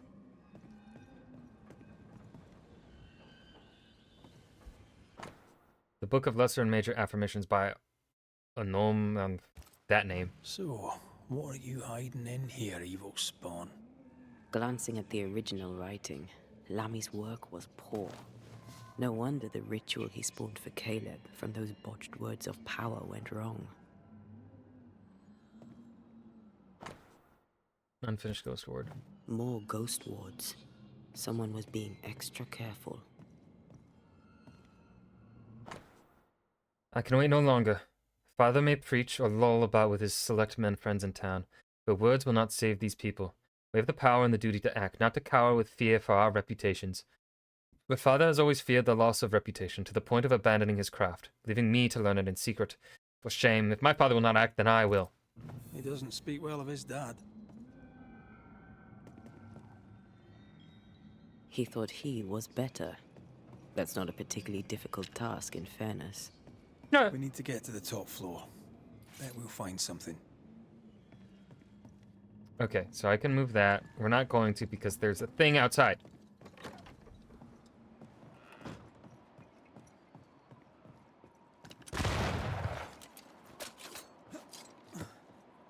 Piece of candy.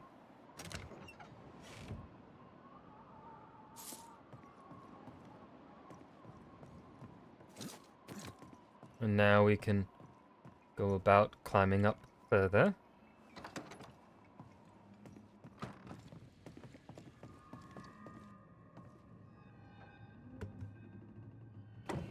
And dead body hiding behind. No.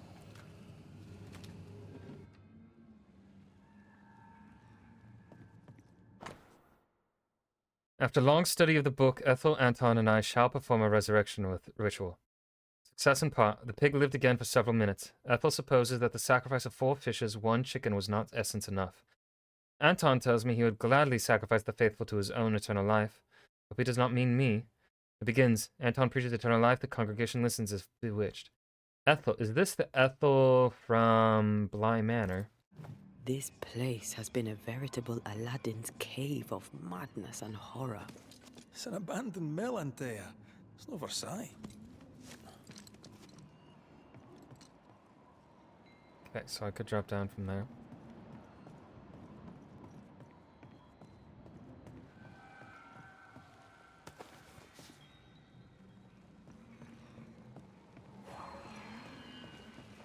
Over here. Look.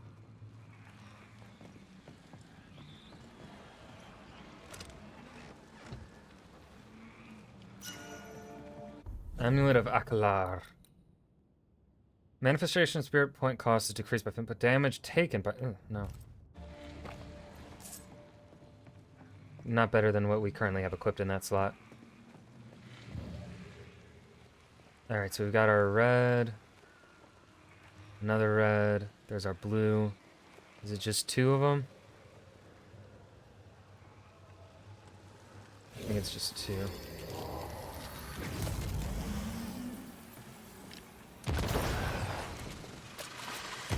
I don't much fancy my own garden. Trust me, you don't want a garden.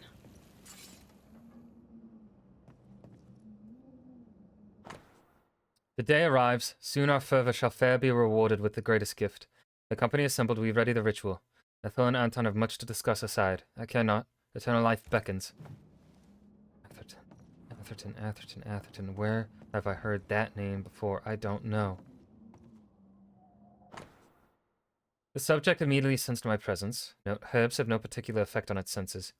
Failure once more, yet it seemed to be deceived for a moment. Could this be linked to the organic tissue I used? Need to check. Inconclusive, I may be able to fool it, but if I come near, it starts getting agitated. Test with ghost wood to increase effect.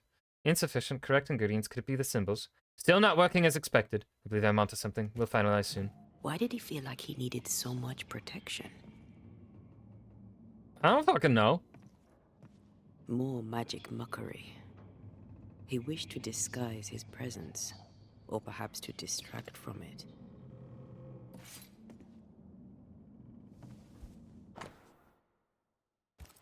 It's just a lift.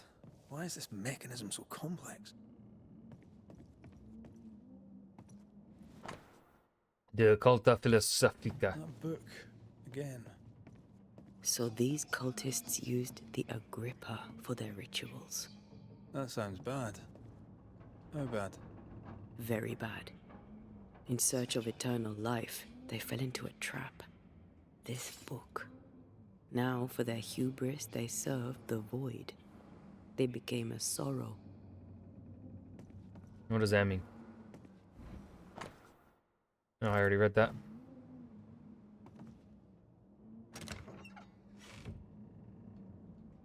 Should be useful. Aha!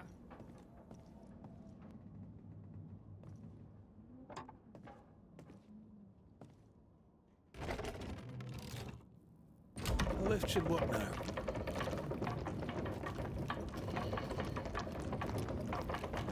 Lammy's gonna be waiting at the bottom for us or something. That's gonna be my guess. All this is more serious than we thought.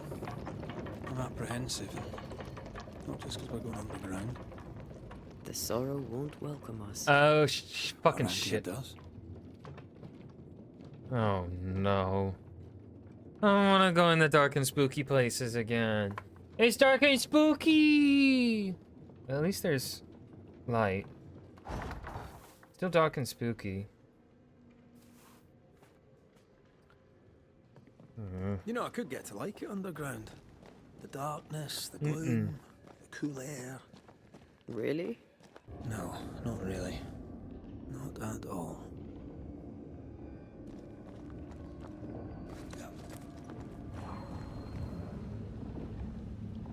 Alright. Shite. Here we go again. Oh, you dumbass!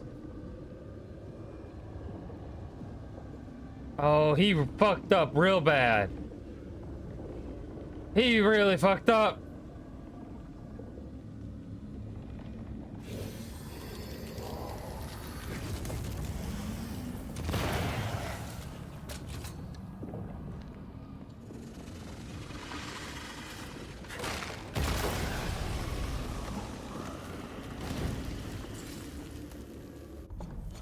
Now the question is, what's the right way? And what's the wrong way?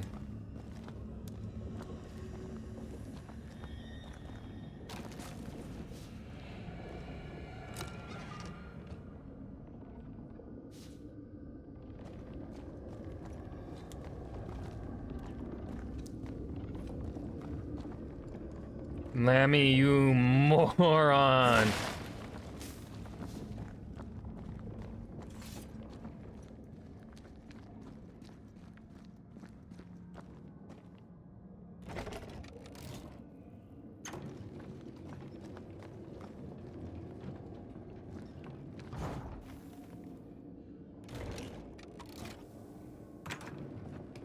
Hold on, how much?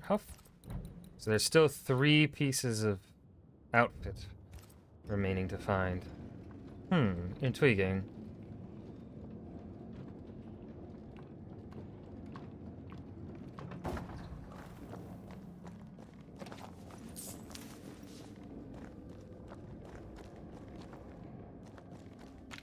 You thought you could hide from me, Silver. No, no, no. You cannot hide from me. If it is something that can be looted, I shall find it.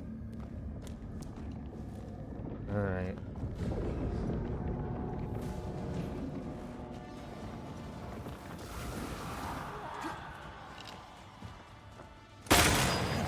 Releasing this thing.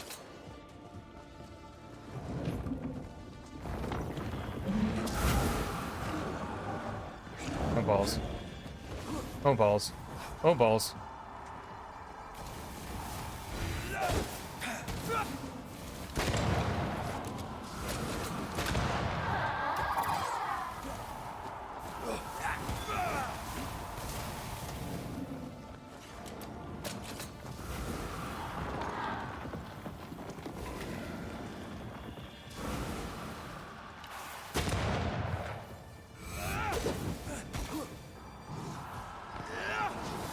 Time to release these poor souls.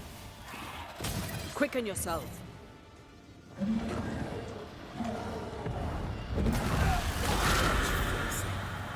all this is over, I might retire. You'd miss it. You know you would. Red, come see this. Okay. Dead animals, again. Different symbols and magic. Seems they were used as bait. Is this how we got through the Sorrow's vigilance?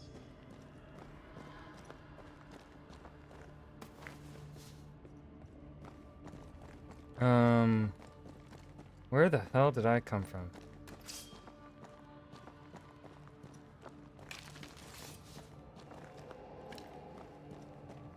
I want to make sure... Did I come from here? Yes.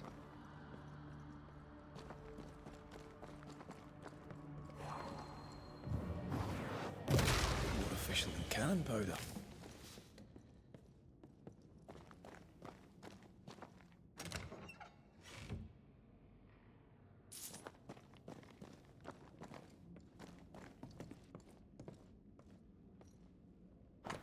Resurrection ritual. Who is he trying to resurrect? Did not last more than a few minutes. The chicken lasted much longer than the pig. Was it because of its small size and requires less essence? The carcass was too massive, it seemed. The ritual didn't even work at all. Who is Lammy trying to resurrect? According to tradition, only the dead may enter the void, and none shall escape it.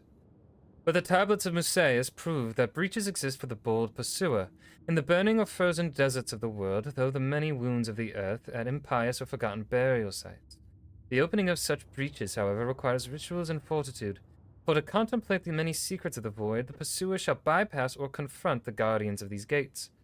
Baptized Petu, the gatekeepers in the ancient tongue, these enslaved guardians are insatiable watchers, assuming countless glorious forms to perform their task for all eternity, and amongst them the sordid sorrows, twisted and disfigured for their impious prying.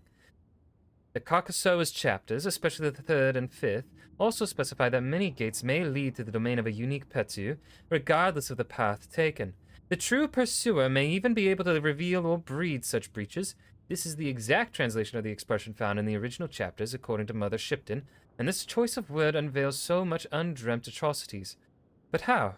Traps for the fools hide everywhere in these pages, as in most of the forbidden texts which dare to speak about those rituals. I am not eager to be devoured, or worse, at the banquet of the void's eternal lords. Like so many before me, turned into some afflicted sorrow, punished for the teethy satisfaction of the Galu, always delighted to please their dreadful queen.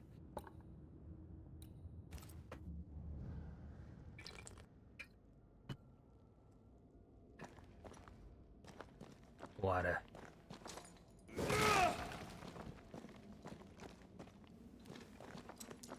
Let me go snooping around first before we... Oh, hello. Well, let me get rid of this. I don't think I can help you with this. That's all right. Oh, you bitch.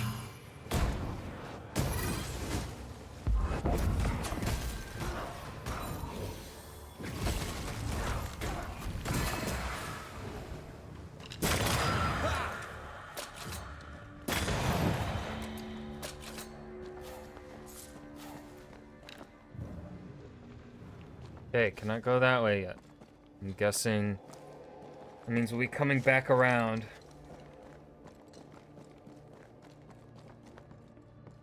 Alright, so that leaves... That's where we've been. Okay. Area explored. Void left. So, here we are. They wanted immortality. They got it. The trade isn't fair. Guess that's the point. Now let's go before I change my mind.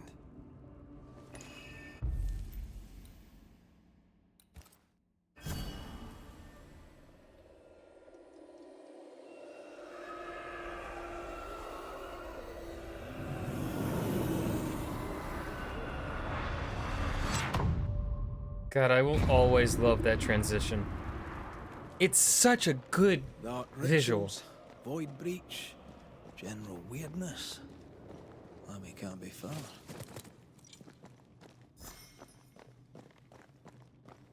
Wards, think you can fend for yourself? Wards in the goddamn underworld.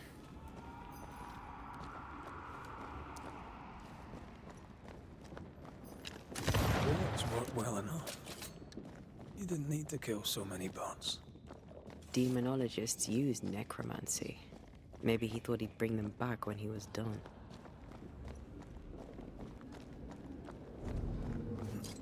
It's awfully calm. Why is it awfully calm? I'm at your side again.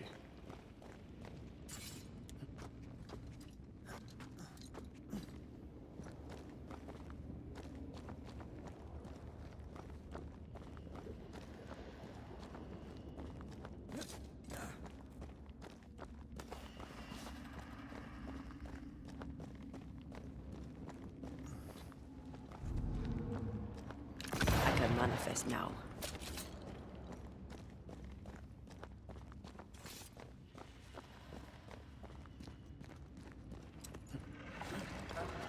I don't like the noises I'm hearing.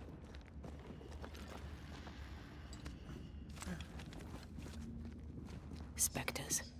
They haven't noticed us. Stay low.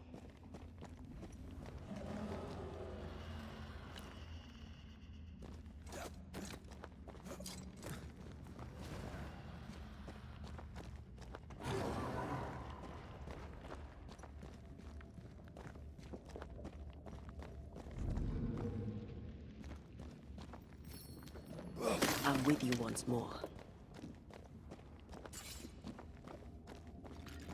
Careful now.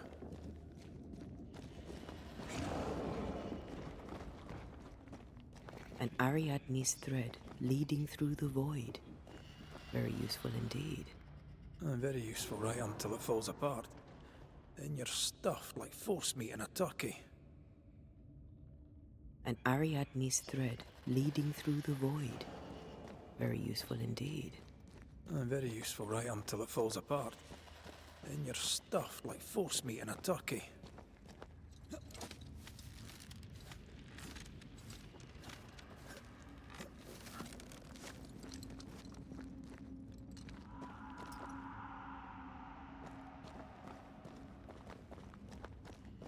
Well, this is where the light is.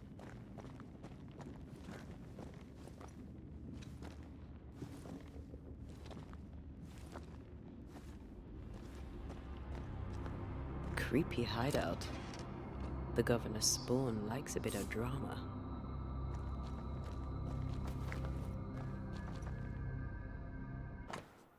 A hand-drawn map of the Harrows with the initials ER. 2 places have been circled: the abandoned mill and God's Acre Cemetery.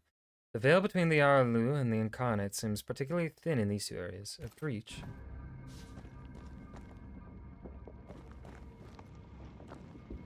This one's different. Is that It's a like fox? It died diseased.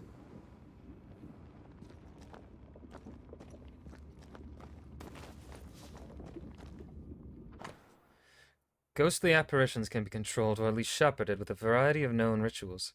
These must be performed with great care lest control be ceded to potentially catastrophic effect.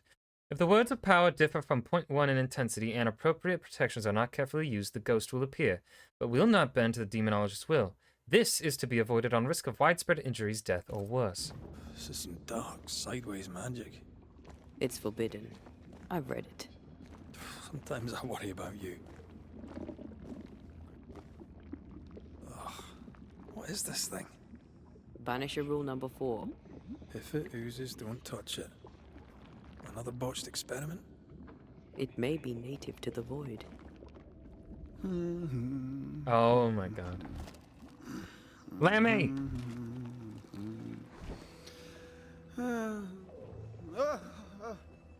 So, you can see me.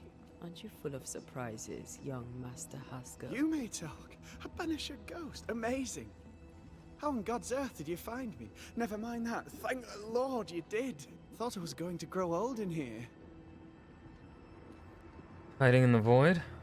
As hiding places go, the void is quite the choice. Yes, an amazing place. Or plane? World? The Araloo is not easily described, but it makes a fascinating study. Tell me, how did you get past the Guardian beneath the mill? Did you use a decoy? We fought it. Don't change the subject. You fought it? Of course you did. A good thing too. I was starting to think it was wise to me tricks. Oh, but I have so many questions. This isn't a social call, kid. And we're the ones with the questions. Oh. Oh. Of course. Caleb Watson. We must talk of Caleb Watson. Why in the hell would you give him a resurrection ritual? Ruth's death hit poor Caleb hard. He was alone, and so I would often stop by his workshop. We talked. He took a keen interest in my studies and was a good listener. When he learned that she could possibly return, he had one question. How? He saw his grief as an opportunity. You saw his grief as an opportunity to test the effects of the Lesser Palingenesis. Oh. You know the ritual too? Amazing, isn't it? I've studied it. The actual ritual, not the mangled version you gave Caleb.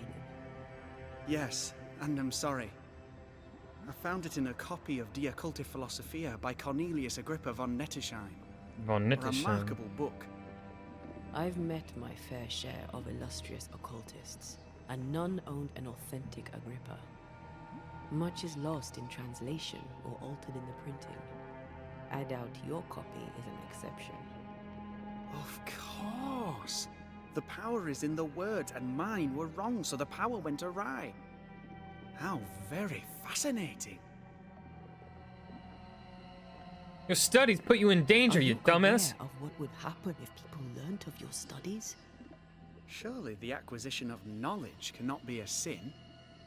Will you still say that when Pennington accuses you of witchcraft?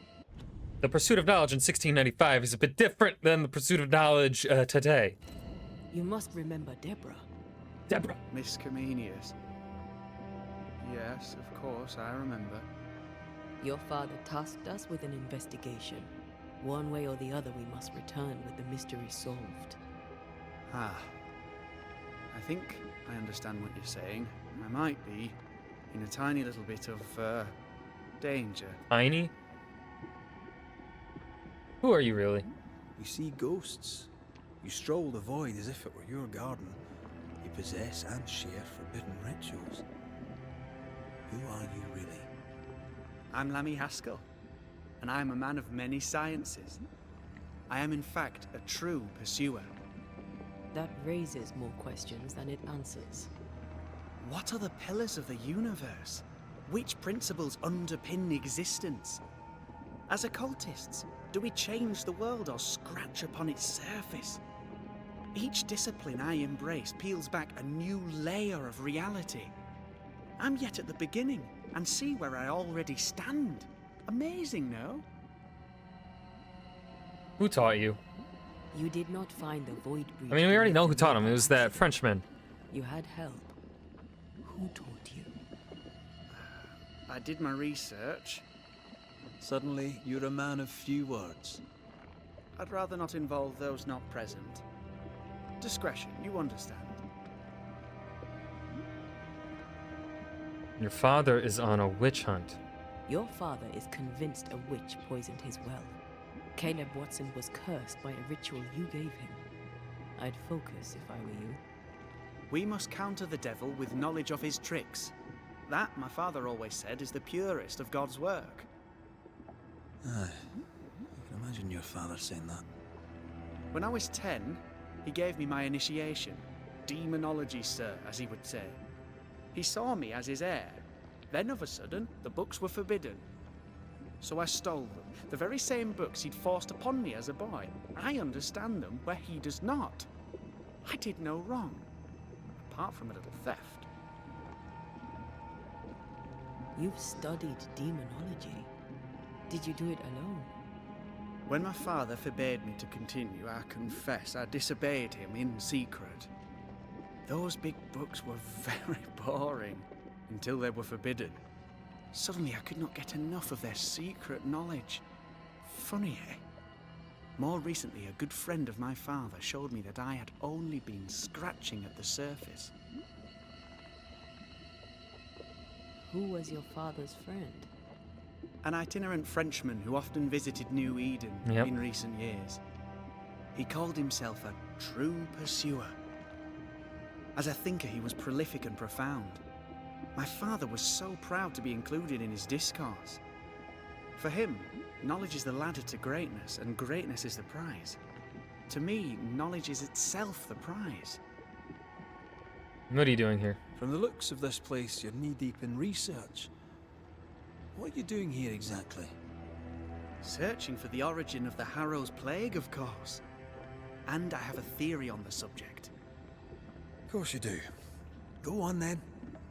Now, at first, I believed the water poisoned, but my father sealed the well, and yet folk remained sick. They looked for witchcraft, a foolish, uneducated suspicion, yes, but with some truth concealed behind it. You see, the Araloo taints New Eden. Its influence leaches into the Harrows. The evidence is everywhere. By the Araloo, do you mean the Void? Neither name does it justice. This place is beyond words. The Araloo, Mr. McCraith, is made of the very fabric of our primordial myths. Isn't it amazing? How can you be sure the Void has tainted the region? In New Eden, the threshold between our plane and this is thin. Even I, a novice, may reach the frontier and then go beyond. I also believe it happened before. Some years ago, New Eden was hit by another epidemic. Yes, we learned of it in Fort Jericho. I believe that first epidemic was caused by the porosity of the frontier between New Eden and the Araloo. Although, where theirs was an affliction of burning flesh, ours is a corruption of mind and spirit. And I believe I have found its source. There is a substance, a strange ooze. You may have noticed it. I've noticed it, yes. This, I believe, is the true source of the Harrow's poison.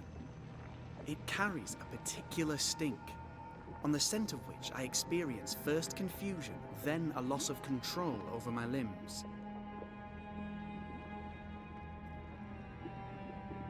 What do you expect to find at the source of the ooze? To find a cure. The ooze seeps into our world, sickening us.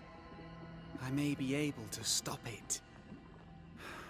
Unfortunately, I cannot reach the source. The Araloo is a formidable place. Tricky. A maze constantly evolving, changing, reshaping itself.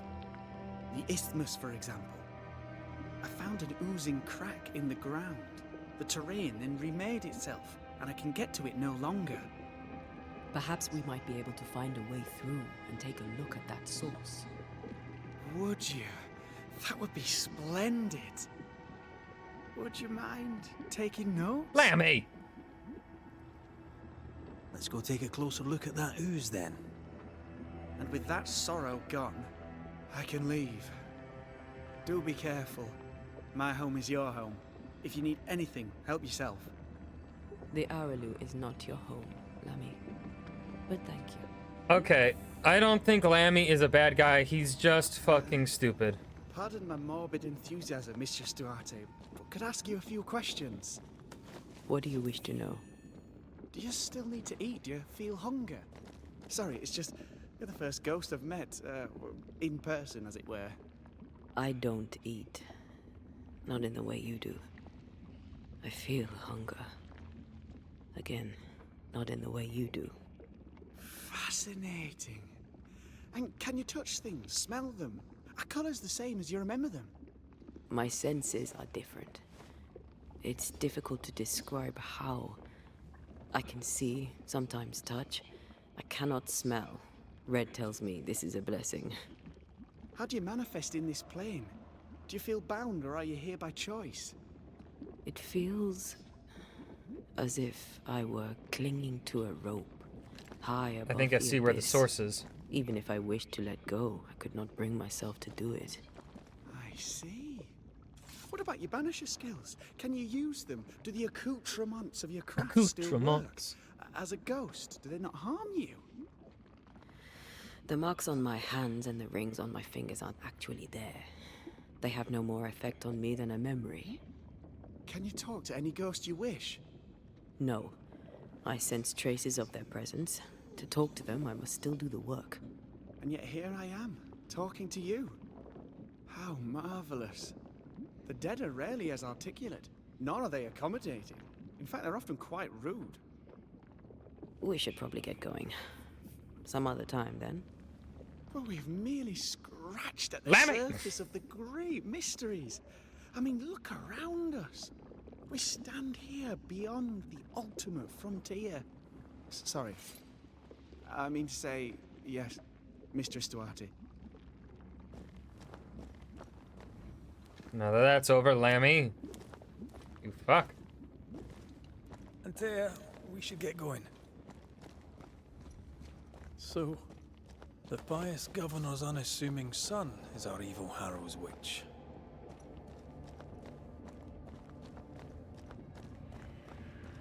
I was as earnest as he. Ah, the rank enthusiasm of youth. It's sickening, really.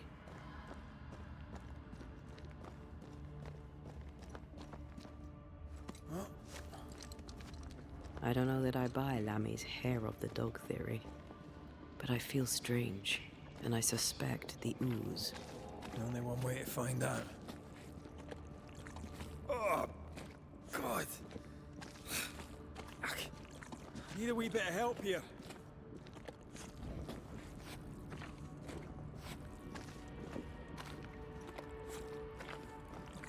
Well, that was not pleasant. Not pleasant at all. Wards.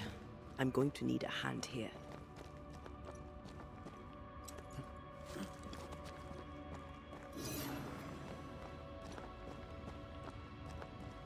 Where's that ward? I don't see it.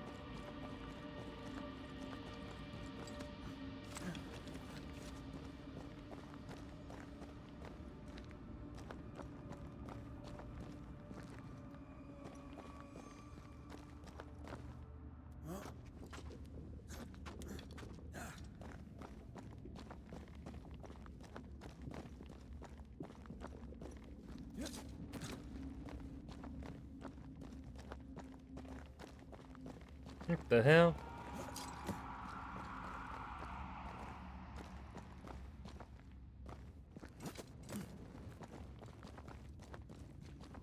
Oh. Missed me? Always.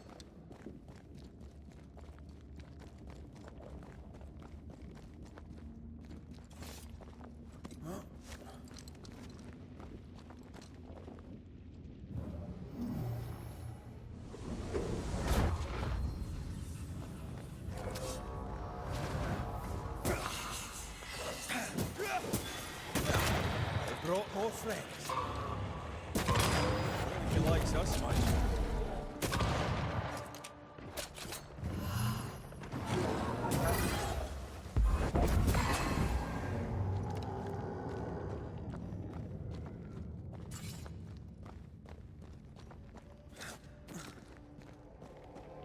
Oozes through the breach, suppurates like a festering wound.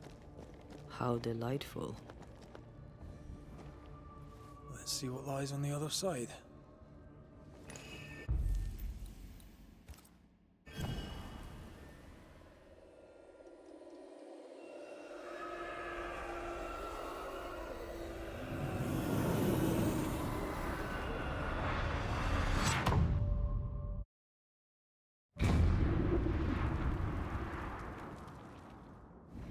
Where are we now?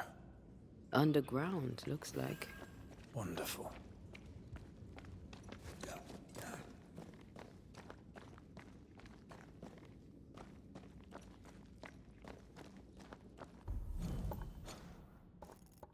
Oh my god, I'm all the way...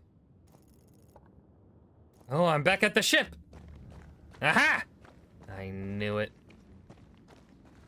I knew there was more to the ship. The ooze affects the incarnate, too.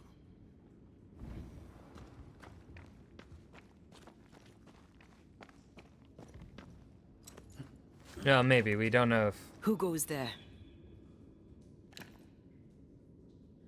Yeah, that's creepy. Is that a ghost? I don't know. But I don't think we're alone. Spectral ghost? What might you be, then?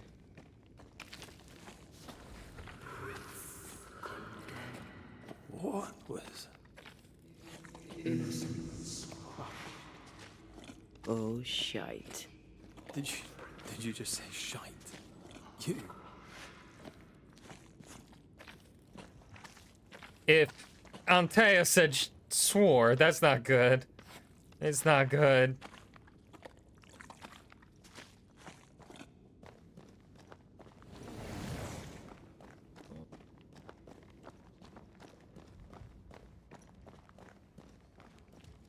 It's bigger than I thought it'd be. Is that a house from the Harrows? We may be below the well. No wonder they all got sick.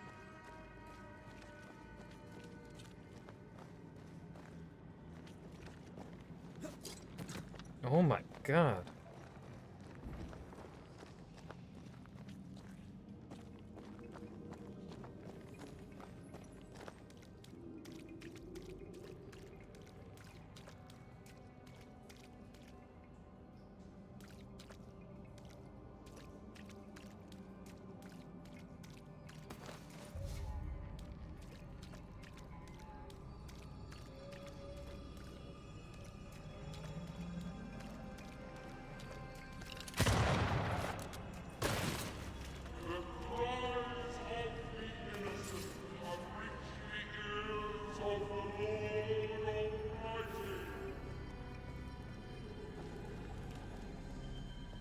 No.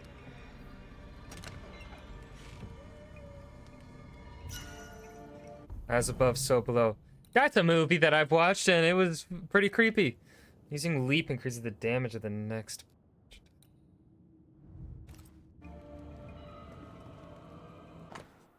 From Amity Gibbs, Providence Town, to Antipas and Clemency Gibbs, the Harrows, New Eden. Dearest parents, Reuben and I are settled here in Providence. Our home is quaint and quite lovely. You would like it, I think, though perhaps you would argue against the colors of the drapes. We attend the meeting house with rigor. The sermon Sunday last was particularly beautiful, and I am certain you would have enjoyed it. Men of piety there are yet in New England. In your last letter, you mentioned that the farm has seen some trouble. If God tests you, I am full sure that you will pass his examination. However, should you need it, Reuben will be delighted to make you a loan. We may also consider a visit should you agree to certain stipulations on your behavior and manner of speaking, particularly to Reuben, who deserves neither wheedling nor snide remarks. Your daughter Amity. The name is familiar, but I can't remember them. This house belonged to a certain Antipas and Clemency Gibbs. Remember the... See, it's like we come across so many names in this game. And it's just like, I can't keep... Like, especially characters that you really only interact with through letters. I have a hard time keeping track.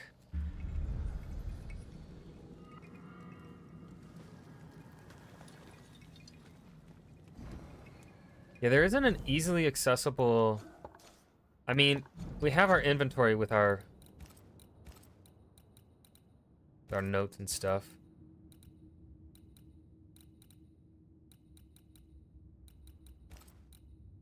The quest items. But again, it's not really, like, well organized in my opinion.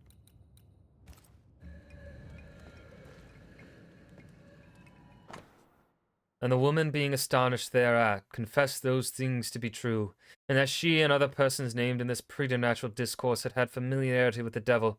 Being asked whether she had made an express covenant with him, she answered she had not, only as she promised to go with him when he called, which accordingly she had sundry times done. I feel a draft.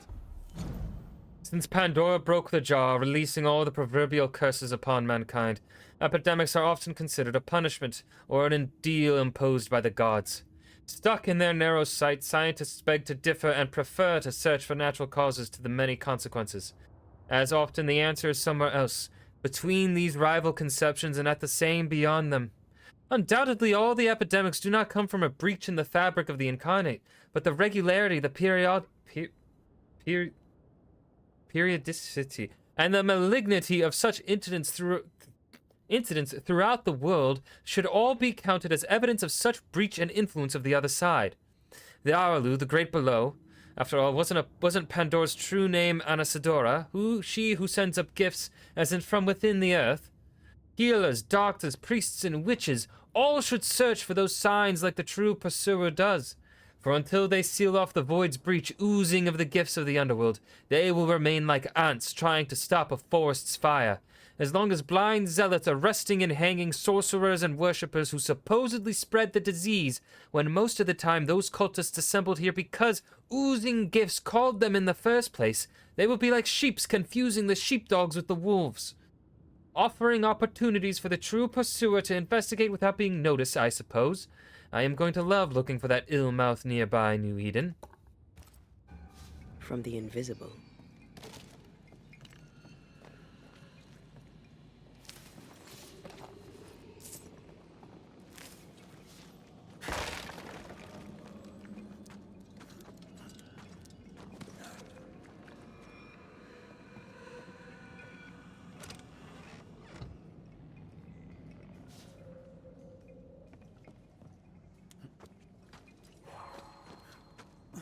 What's...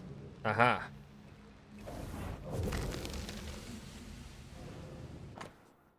Wall repair, tithes, ale and bread, candles, carpenter wood, sundries, taxes. Ale and bread. The Gibbs' land was barren. They were struggling for money.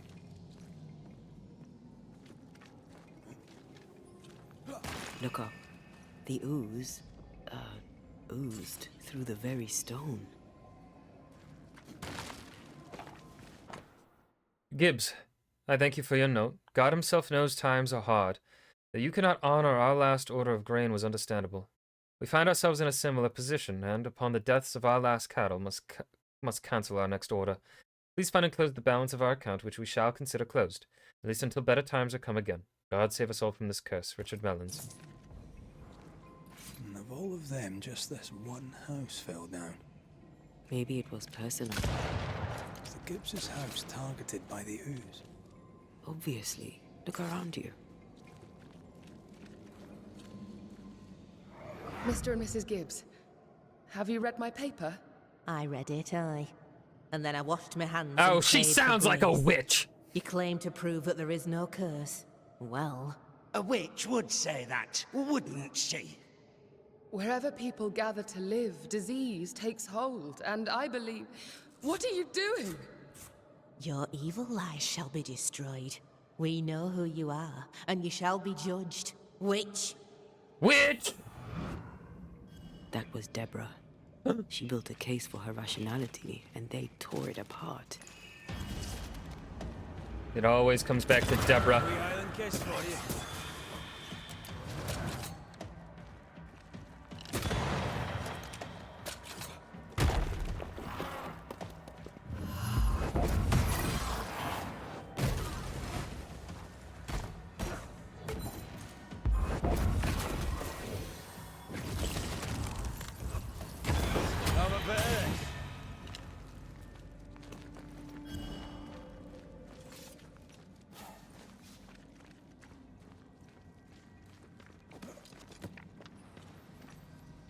Mrs. Gibbs, I presume.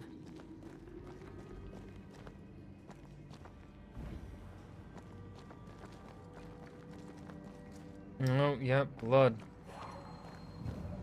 Lovely. I know. Okay, so we can get back inside our house. Not our house, the house.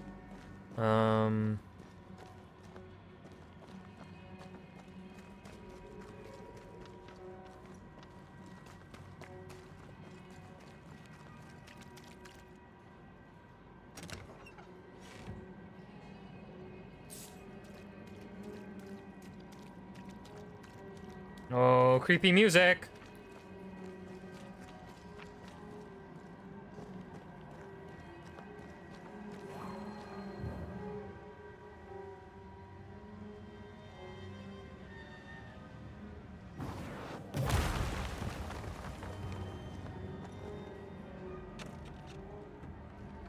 Boss battle time, not quite, no.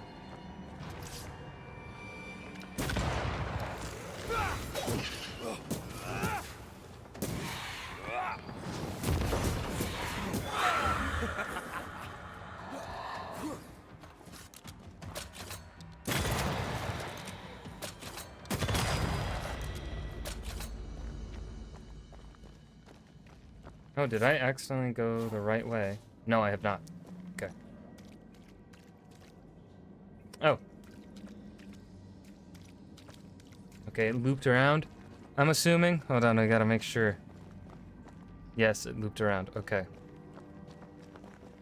Okay.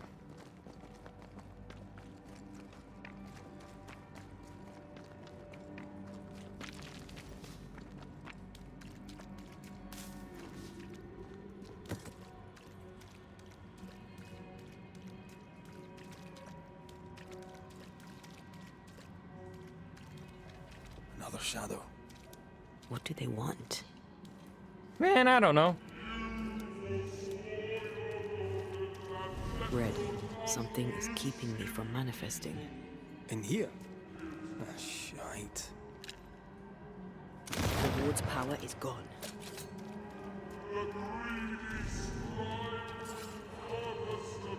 A ward restrains me.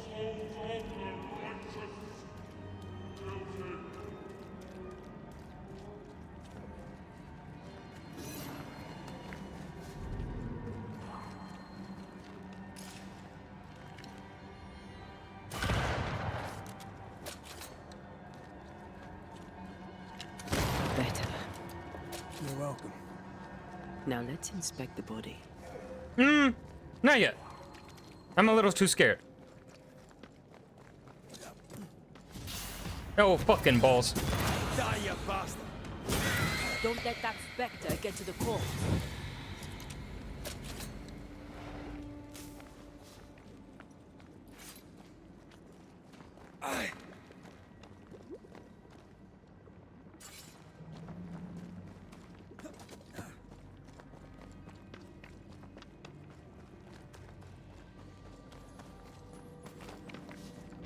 Okay, now we go to the corpse.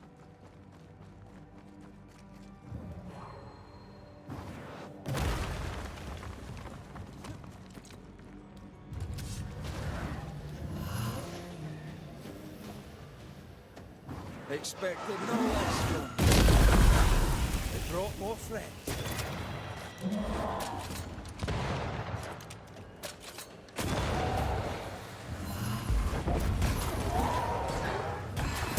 Catch these fucking hands, Clemency Gibbs.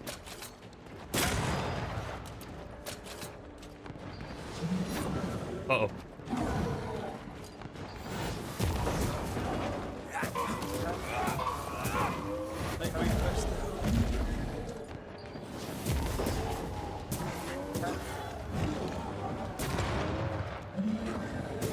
Someone didn't want to stay dead.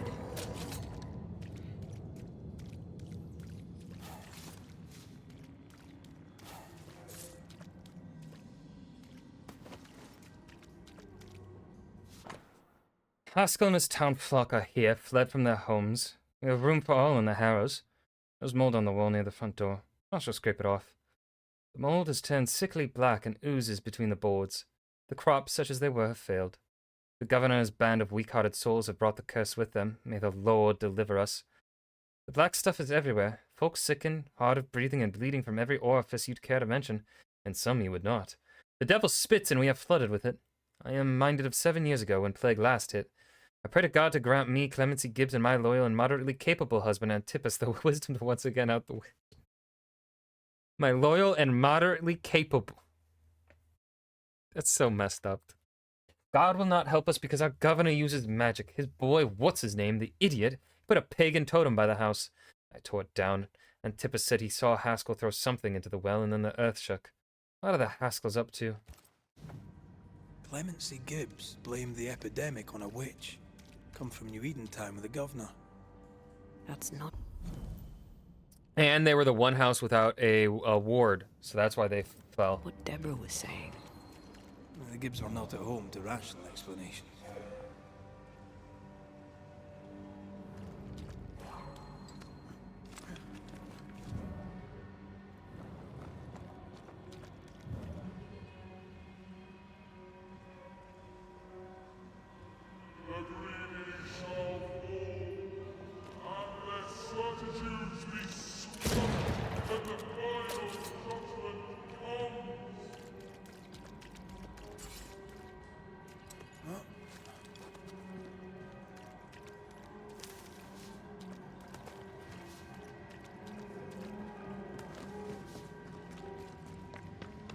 And we got our loop. Okay.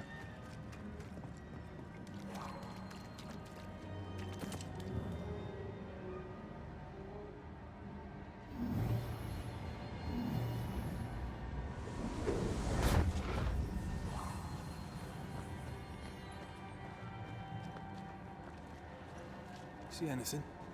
Either the water table is full of ooze, or there's another source. Let's search upstream.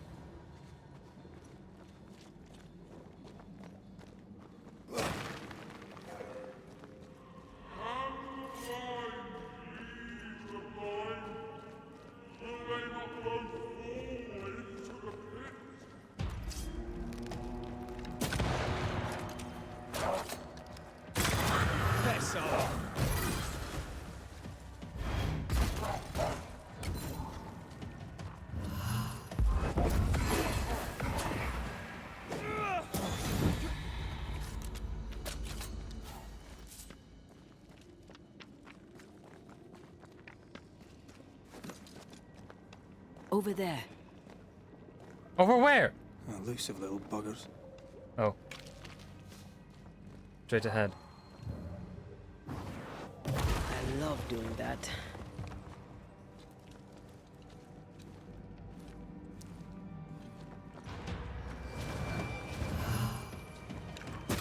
Die, you bastard! Why do I get the feeling that we're sitting ducks? Where'd he go?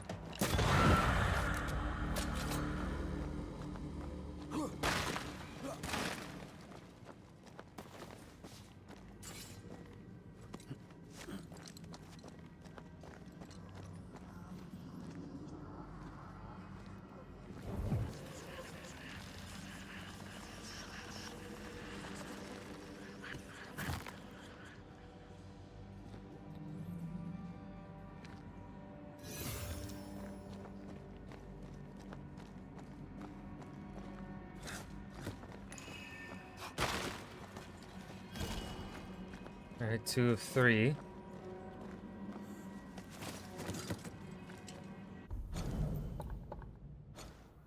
Where the hell am I? Oh, more ooze. More ooze walk time.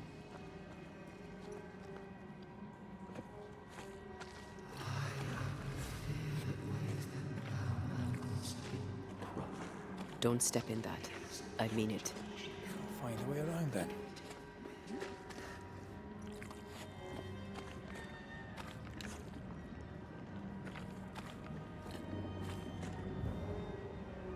You need to see this. Beware. Wolves.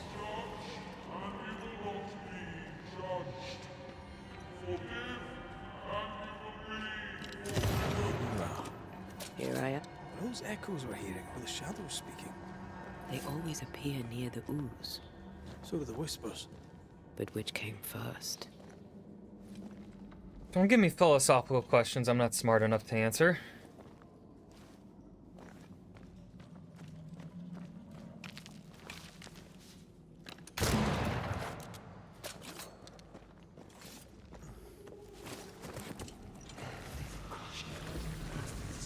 Stop being creepy!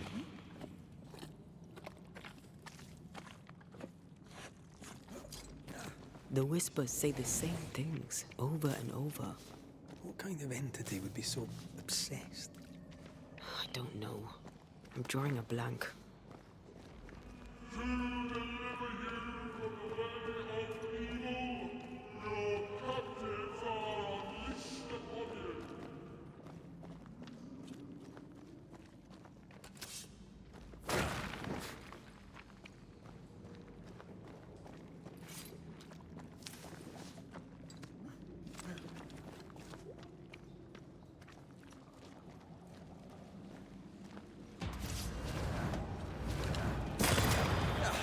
They brought both. Spectre, going for a meat suit.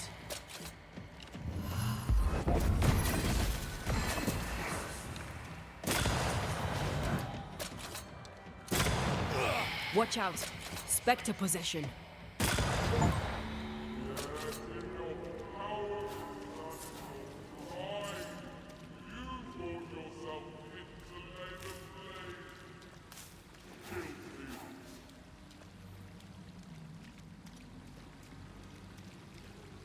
This looks perfectly drinkable. I wouldn't. Famous last words. Why hasn't the poison spread to the groundwater? Perhaps it shifts and shapes, like the void. Well, at the very least, it shifts. Looks like the ooze comes from a distinct source.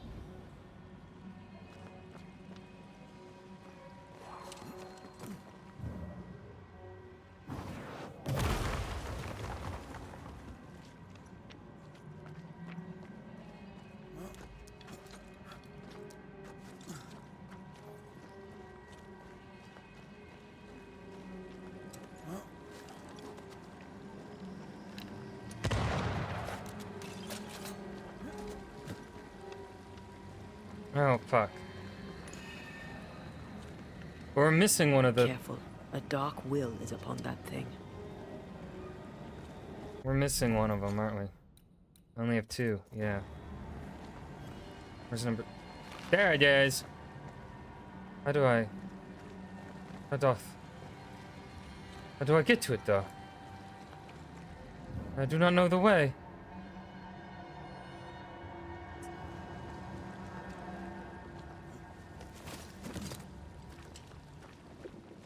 Is it this way? No, it mustn't be.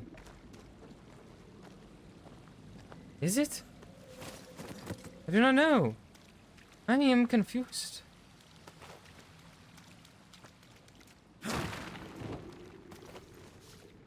It must be that way.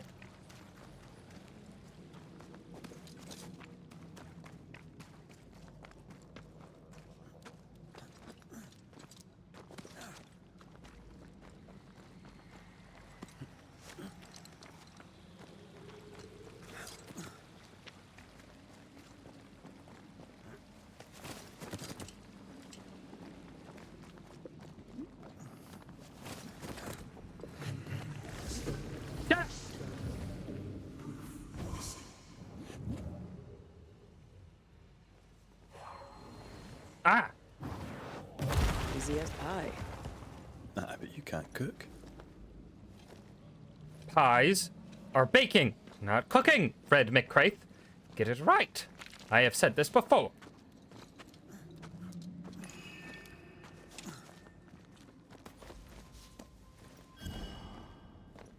Okay, there's our third. Now we can go get it.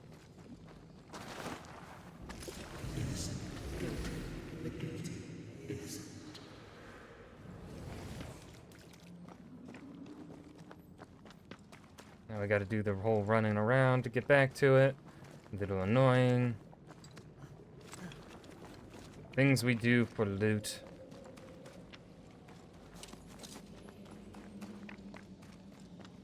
Only I had looked to my right when I had been in that area the first time.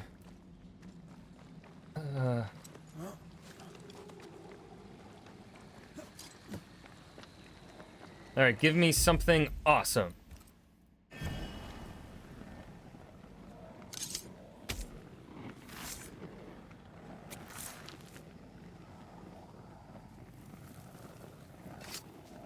I command you to leave now.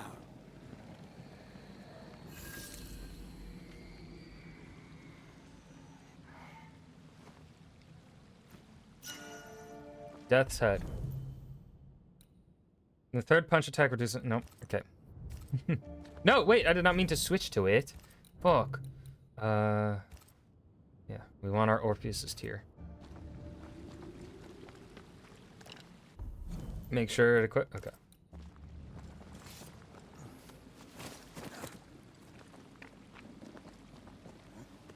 Now we can continue on.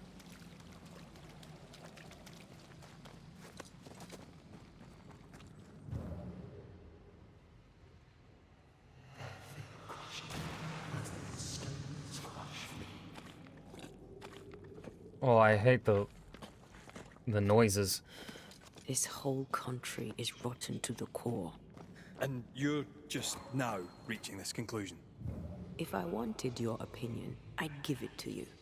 Perhaps if you gave me the space to have one, then we'd both be better off. Whoa! Whoa! Red! Whoa! Someone came through here, someone real, not just a shadow.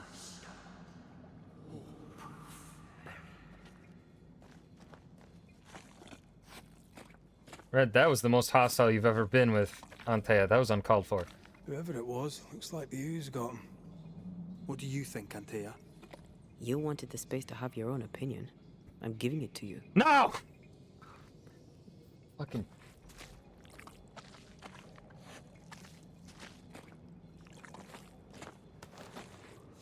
This must be Antipas Gibbs. Hell of a fall to live through. Why is he all... Join in any time, Antea.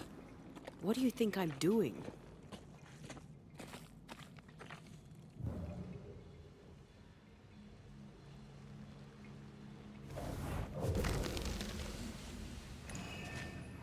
This is God's land. How could we let a witch come to our commune? This is God's land! Oh, wait, no, I did not get the accent right. Unity, instructing our children. Instruction! Nope, Tis I can't no get it. surprise. New Eden brims over with backsliders. The governor, chief amongst them. Aye, many had to sicken and die for him to act. But the deed is not yet done. We must fight the Lord's good fight and cast the devil out for good. Many want to try the witch, aye, and many want to see her dead.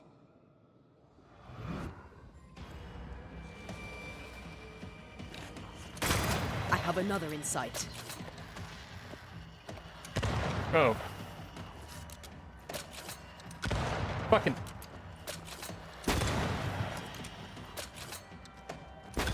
Reinforcements! Alright, Mr. Gibbs.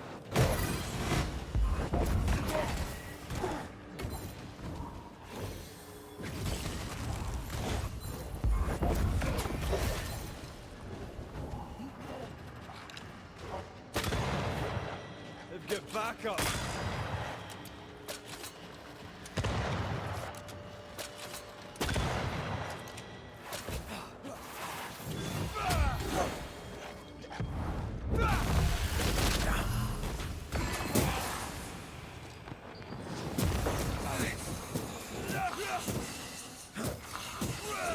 Try this on for size. Those things came from the ooze. They're like those oriental shapeshifters we fought in Bremen.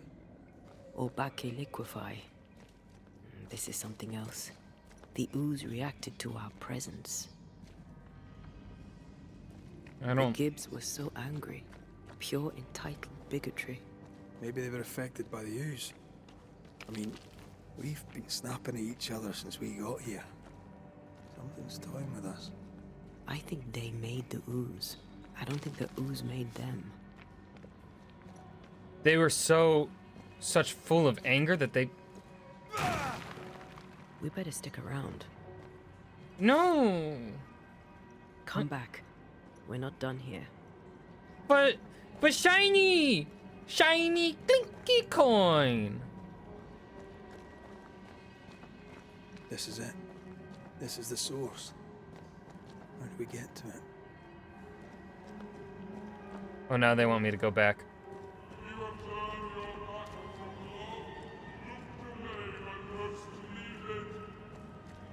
Silence and the campfire. Just what Dr. Duarte ordered. I don't know if I'd be camping here, dude. I fucking wouldn't. Hell no. This place is creepy.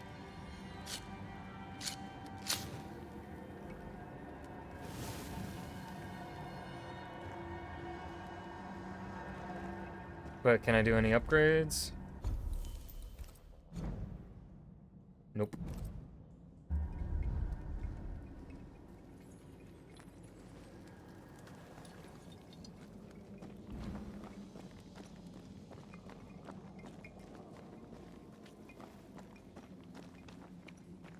Something tells me this is the condemned well. Do you think you could get that bucket down?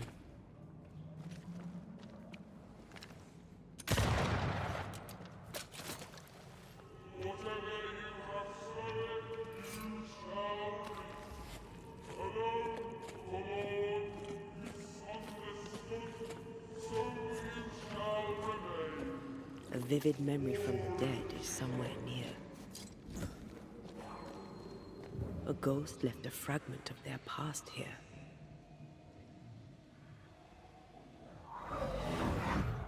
The devil still breathes through her mouth. We are cursed, and you are stalling. Clemency, Antipas, please. The woman has been jailed. As per custom, she will face trial and justice will be brought to this community. Coming from a magic user himself. But can you or your demonologist discernment really be trusted? Dare you insinuate such blasphemy? I'm a man of faith. Why does it keep showing us the rocks? Was the community's judgment rigged?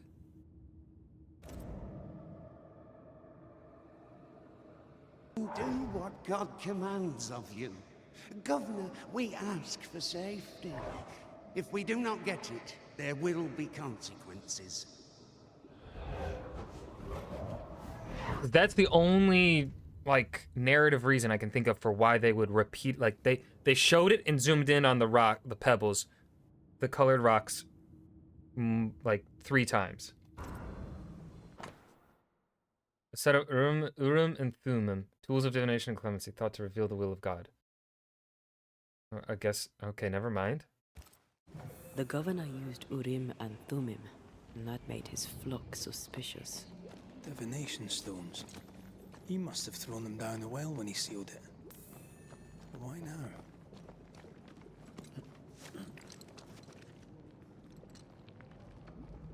He's afraid.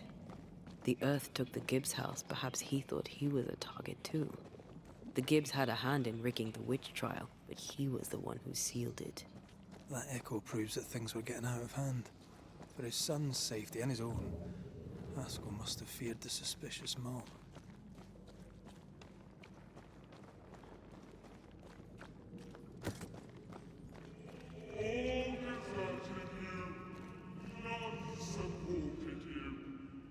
Yep, Deborah. We'll be fighting Deborah again. Oh, this can't be good.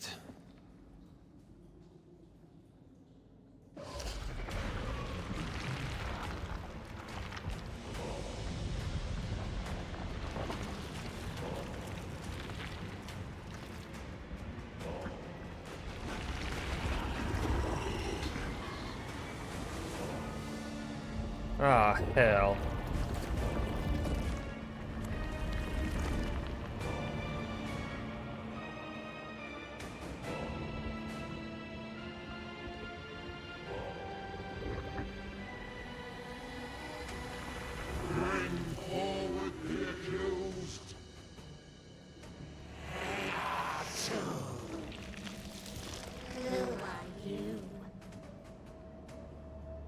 Who are you?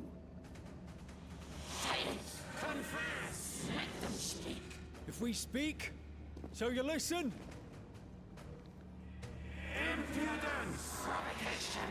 Read the charges! Let rule in the grave. You have blood on your hands and weakness in your heart. Guilty! Sworn to vanquish evil. You conspired with witches. Sworn to banish all ghosts. Instead, you embrace one. The charges. Cowardice, oath-breaking, deception. The verdict. Guilty. The sentence. Pain hereafter.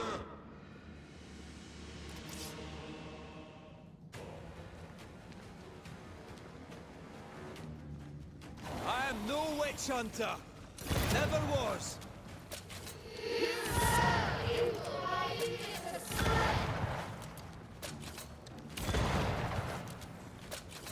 Bloody hell. What the hell just came out of that shadow?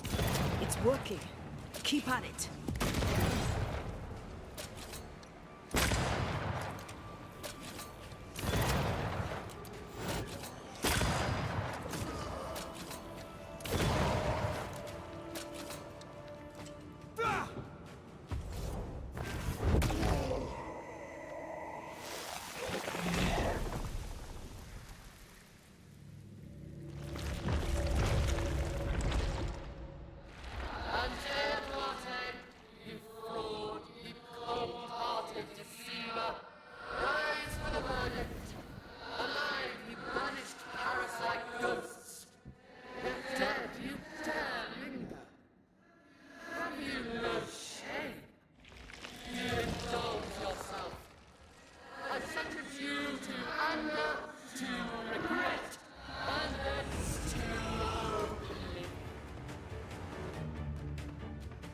I never wanted this.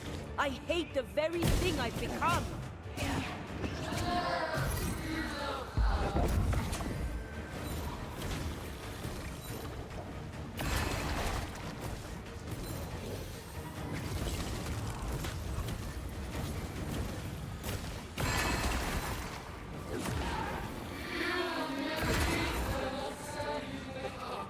I can sure as hell try.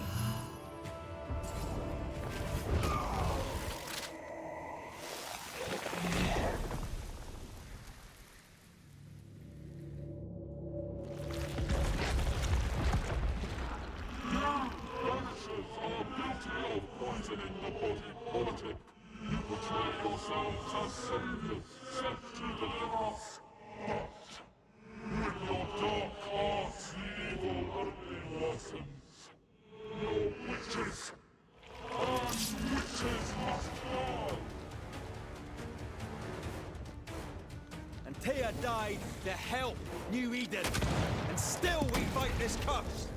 What more do you want from us?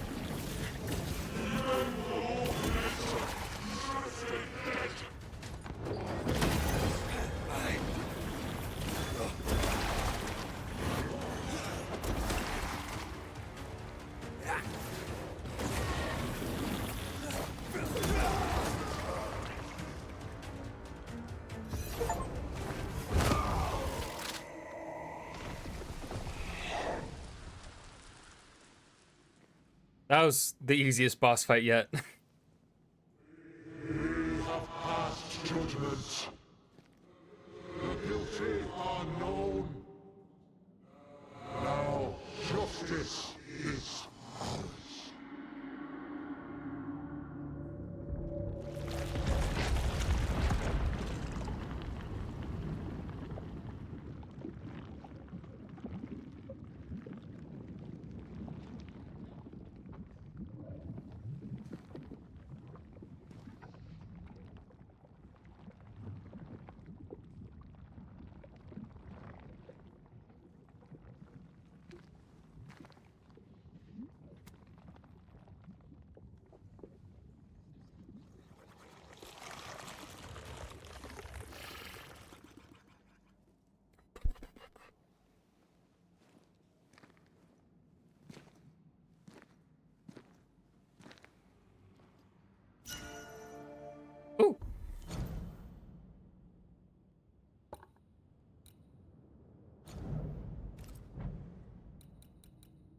Blessed Guard. Melee attack and punch attack damage is increased by 10% for each manifestation and cooldown. How does it look, though? Meh. Meh. We also got a new wristband. Which is what? Leviathan Sigil. Defeating an enemy with punch attack reduces the next damage taken. Meh. Enough. Can we please get out of here?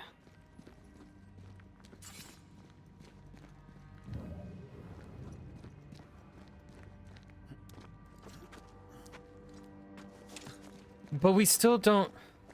We still are we're not. We still don't have the full picture here. Of Deborah's sentencing.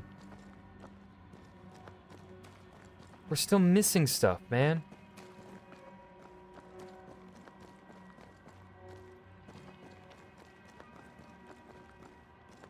Deborah won't talk to us and tell us what's happening.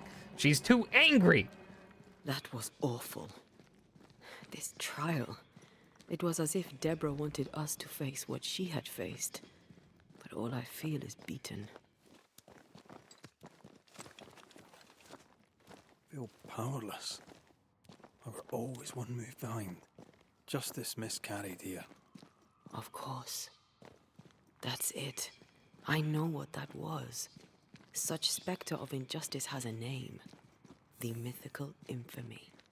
I've only read about them. They're so rare, most think them a myth. Ignorance caused this. A raging epidemic drove them out of their minds. Unable to look within, they pointed the finger. And so a terrible ghost was born, and sickness piled on sickness. Haskell has so much to answer for.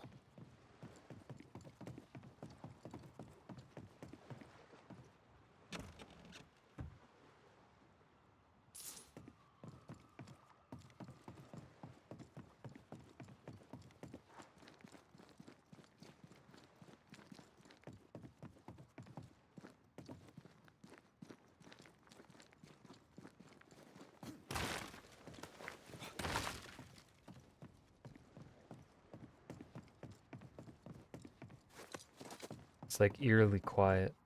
What is lurking here? Time to work, Banisher. Where is it?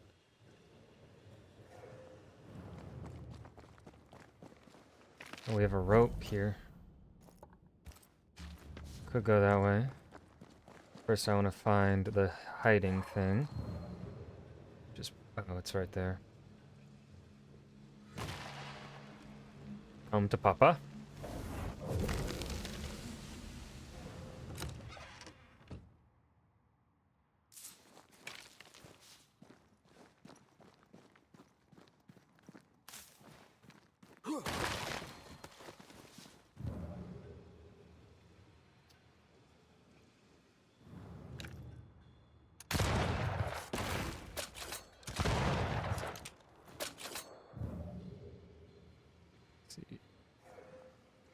One, two.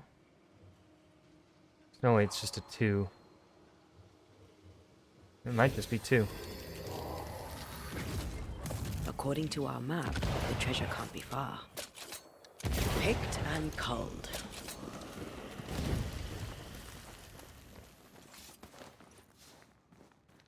Okay, going up is the right way. First, let's explore around.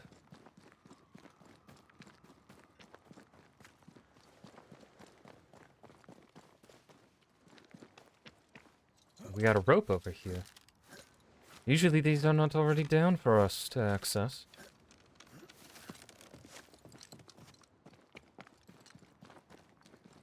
Oh, hello.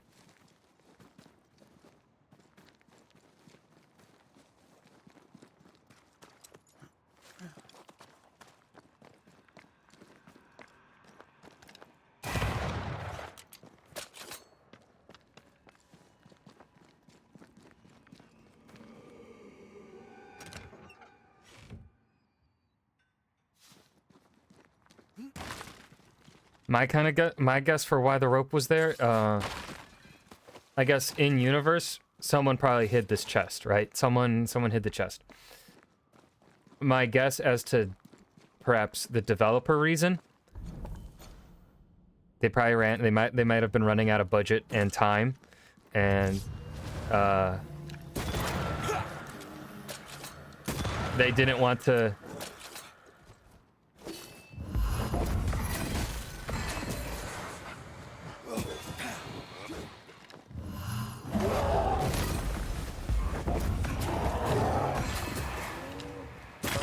Don't let it crush you.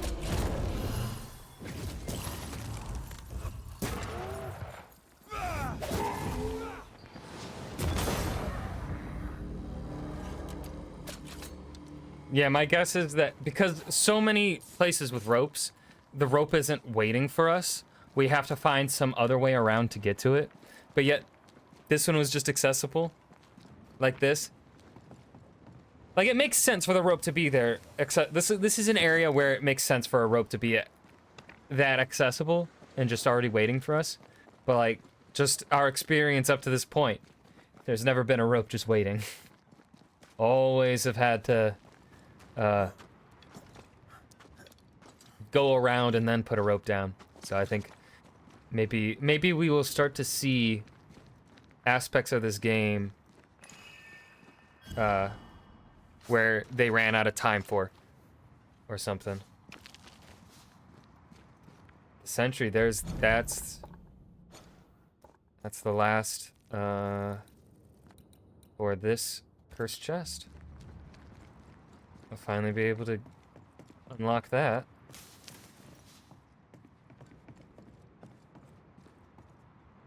Oh, what the hell's behind? Hold on. Check that out after I check out this part first.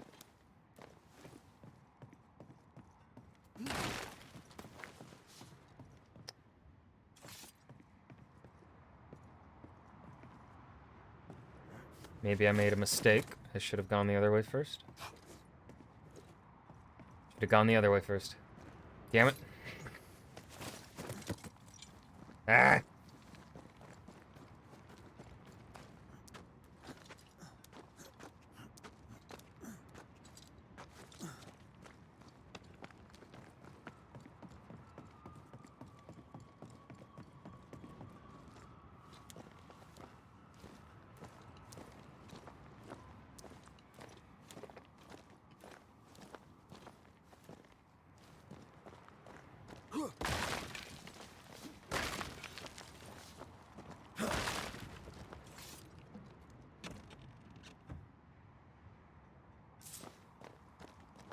Yeah, I know now, but I don't need to know for the future. I don't replay games anymore. I mean, that's a lie. I mean, it's not really a lie. I play game like I think what games have I replayed multiple times on stream? Red Dead 2, God of War, Ghost of Tsushima, I think are the three. I don't think I've replayed any other games on stream.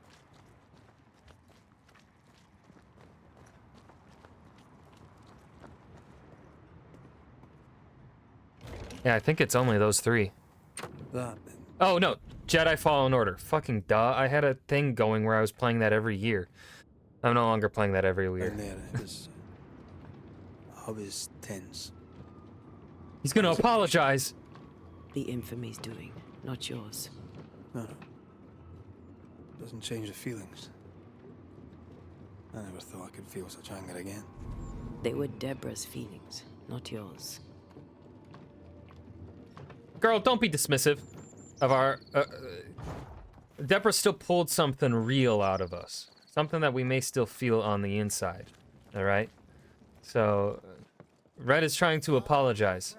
It is to the soul to be at once thus delivered of that which was so much its trouble.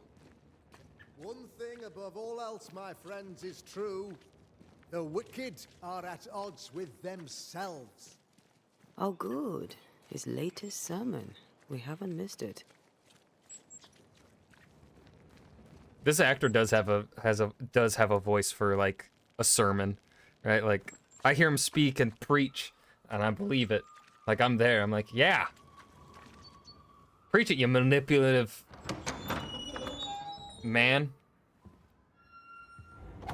The Lord's promise of salvation from hell pleases them. The Lord's salvation from misery and sin here on earth does not. This doesn't look like salvation from misery and sin.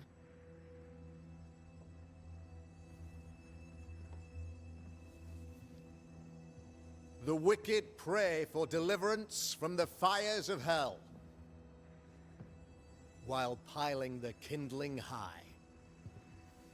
They proclaim their love for their Lord, yet, in his name, they serve themselves. Their self-regard crumbles in the light of their hateful iniquities. So true. Mr. McCraith, my friend, I'm so glad you agree. Now, the wicked man never questions... I have your answers. What? Yes, good. Perhaps we should discuss this privately, if you'll give me just a moment. It's quite the story. You might not wish to hear it. Neither may the good people hear. Please, this is not the time. We want to hear the story. Let the Banishers speak. Yeah, thank you, Hepzibah. Tell them, Red. Tell them good. Aye. There's a story that starts with a question. A question for you, Governor. And maybe for all the good people of New Eden. If I give you a witch, will you do what you did to Deborah Comenius? Comenius, say you? The school teacher walked with the devil and paid the appropriate price. That's the beginning of the history and also its end. Is it, though? Now, I've learned much about Deborah Comenius and what happened to her, and it tells a very different tale. And what story, pray you, does it tell?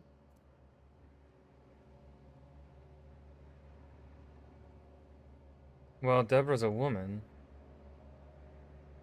It tells the story of a woman, a teacher, living peaceably among friends, until there came a plague. In fear, the good people went to their governor. "The devil walks among us," they said, "and you must save us, or we will find someone who will." This governor knew he could not save them, but he could give them a witch. The train band captain shackled the school teacher and locked her away. She would confess, or she would be judged. Deborah Comenius was a witch, Mr. McCraith. She was the devil's tool, and worse, much worse. The trial was not fair. You had no proof, and you knew it. Credible witnesses gave believable testimony, sir.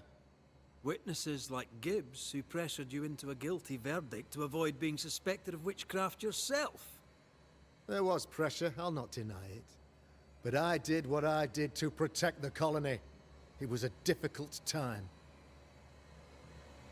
The picture of yourself that you hold in your mind is that of a great occultist.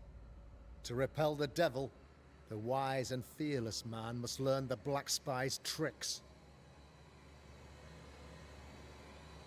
Have you ever wondered what lies beyond the veil, past the hem, beyond the invisible? Have you ever heard of the Araloo? What gibberish is this? No? Your good friend Etienne Roulet did not. It seems they knew worthy of his secrets. Never mind. Do you then consider yourself a true demonologist? In order that a war be just, 3 things are necessary. Firstly, the authority of the sovereign. Secondly, a just cause. Thirdly, a rightful intention. Aye, the Summa Theologiae of St. Thomas Aquinas, a classic quote from which you have conveniently omitted an important detail. To wit, A just cause is required, namely that those who are attacked should be attacked because they deserve it on account of some fault. Fucking take that, Haskell, you bitch. You're a pompous coward. You're a pompous coward, fearful of anyone different, as human as that is. There must be a man to judge, or there is no order. A man to make the judgment, and a man to enforce it. Of all people, you know this. I live and let live. I choose only for the dead. I choose for the living. These people are sinners, sir, and must be led back to the light. This is my mandate, my duty. What do you really want, Governor? I wish only to serve. I am the trusted servant of the good people of New Eden. Without me, they're lost. Without them, you would be lost. Yes. Maybe I do need them. Very human of me. But these people undoubtedly need me, Mr. McCraith. And there is no one else.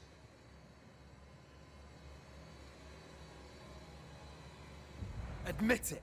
You toy with magic you don't understand. You, sir, are jealous. I, sir, am tired. I've done my job, fulfilled my contract, I've found the source of the curse. The poison below the well is no more. No thanks to you.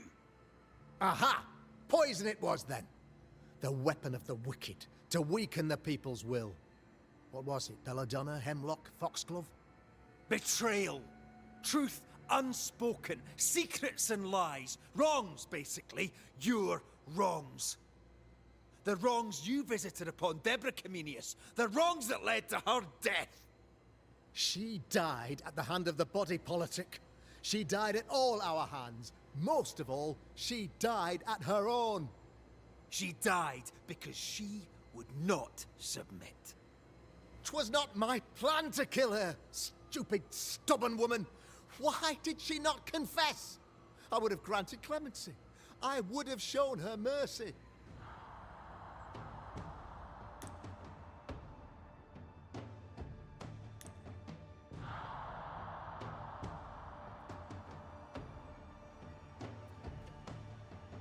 I'm Googling it. Banishers. Spare or sacrifice. Governor. Oh no.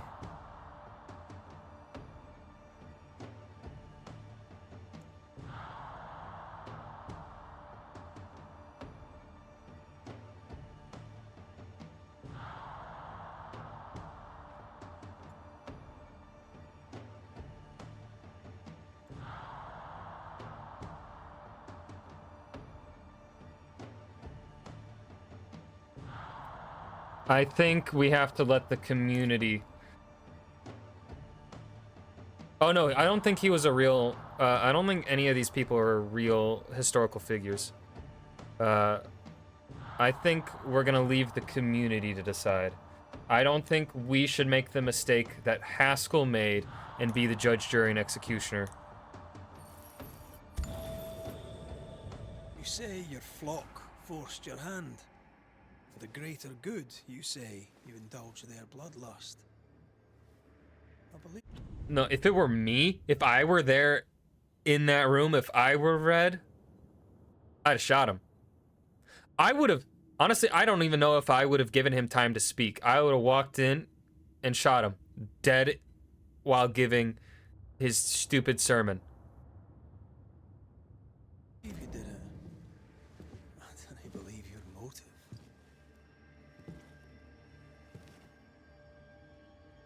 You delighted in your magical witch hunt, your trivial rituals. You thought you'd be lauded for your humility and skill. But you have neither.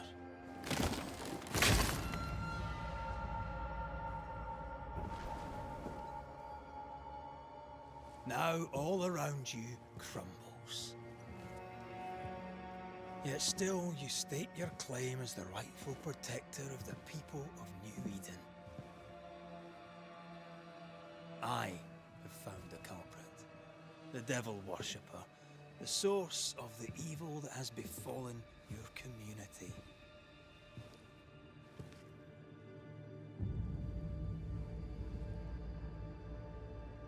Sorry, son.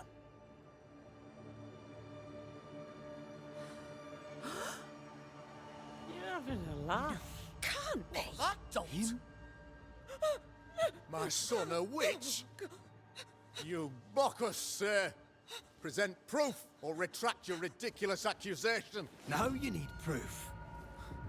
For years, Lammy studied your precious library of the forbidden, but he outdid his father.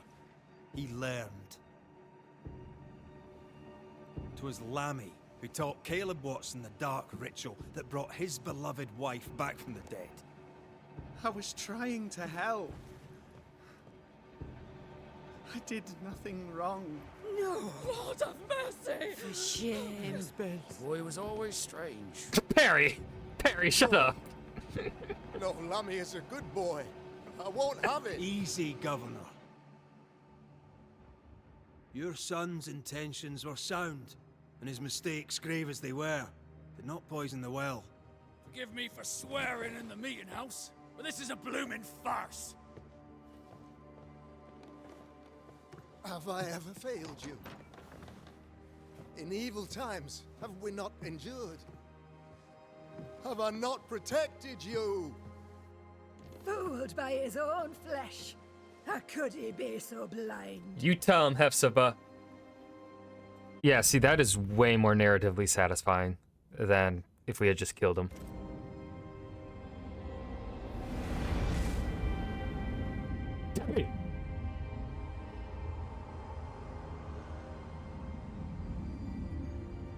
Have faith.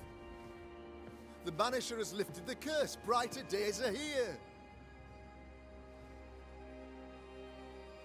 I knew you were trouble. You and your lady.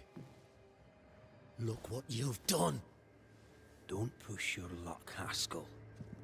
I've given you a shot at redemption. It's more than you gave Deborah. Damn you, Banisher.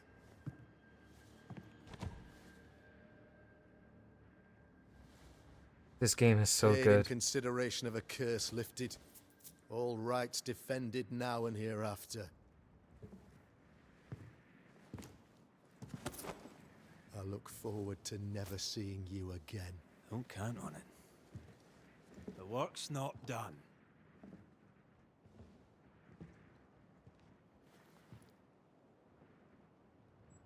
No, he didn't necessarily use her as a scapegoat. I don't think scapegoat is quite the right term for how he used Debbie.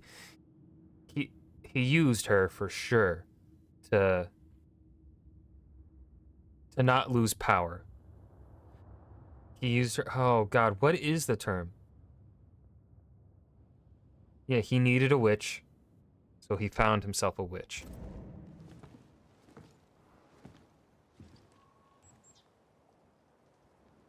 After all this, don't forget to rest.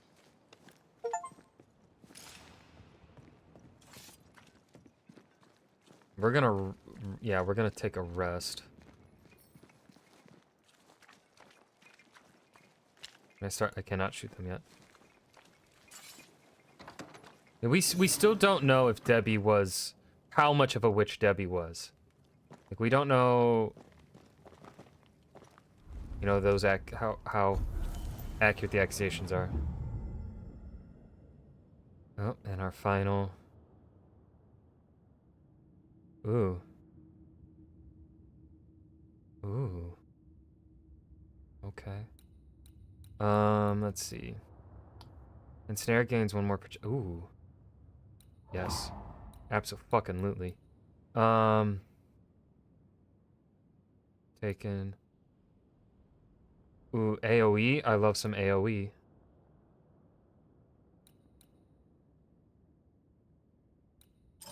Yeah, Purgatory. So, what now? What did Ceridian say when we first met her? Once we'd weakened the Nightmare's influence, we could use the Void to enter its lair. Deborah's grip on the settlers has diminished.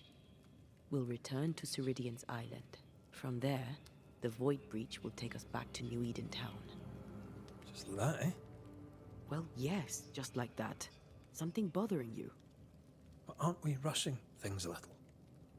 We've lost too much time already. We have a nightmare to confront, remember? Sometimes I hate the world. Another free woman, bright, sensitive, kind, murdered by a craven rabble too weak to face its own mediocrity. Cowards hiding behind fake virtue. And for what? They won't even say her name. Why? Why her?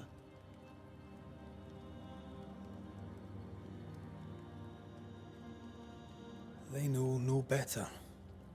They know only fear and hate what they cannot understand. Especially when a woman is involved. It matters not now anyway. A woman died for nothing and it matters not? That's not what I meant. But the lassie is dead. All we can do now is try to give her her rest. Perhaps she does not want to rest. When I left Cuba, anything could She's from have Cuba. befallen me. I was bright, free, talented. No, I had the wrong tongue, the wrong sex, the wrong skin. I defied life. I expected so much more from the world. I was arrogant. Arrogant. Oh, look at those yearning eyes. Oh, they captured it right. To believe I needed no one. To shut out my mother and experience curandera. And listen instead to my sister. Your childhood friend. What happened? I had little and wanted more. A dangerous thing when you have our type of talent. Anything could have befallen me, but it didn't. This has been hard for you. For me too. Perhaps we should think of how far we've come together and take heart. I am dead, Rory. I am dead, and sooner will be gone for good. You think I don't know this?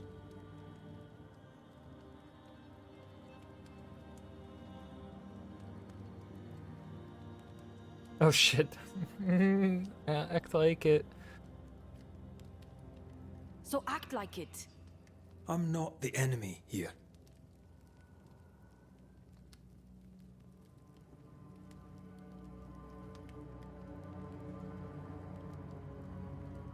Look, all this, it's a lot to endure. We're both exhausted. I know I am. I cannot tire. I know. I know how hard it's been for you. You have no idea. None at all. I'll do my best to understand, if you'll let me. We should have faith. Look at us. We'll get to where we're going. Shut up, Red. Shut up. This isn't about what we have conquered or what we have achieved or how far we have journeyed. Look at us. Look at me. I loathe what I've become. Can't you see that? I was trying to help.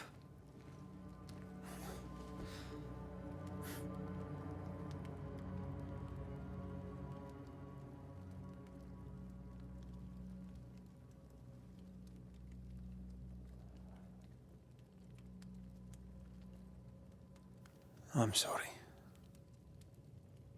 Stop apologizing.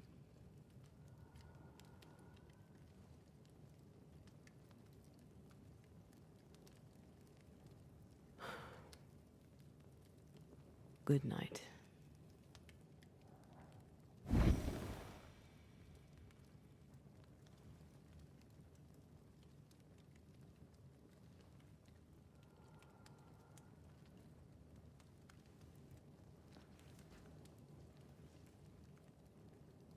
She actually gonna...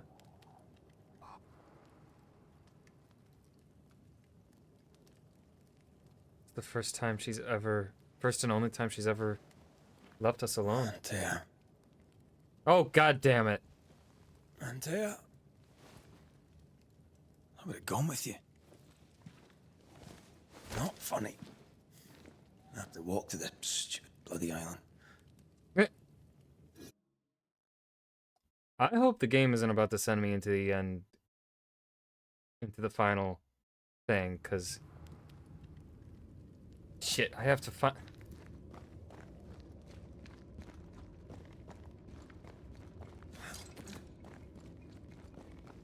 Antea? Please tell me you're here.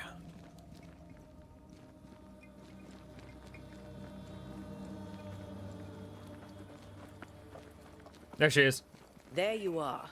Ready to go? I just got here. Can we talk? Why did you leave me alone? You were not alone. Can we go now? No, I'm not.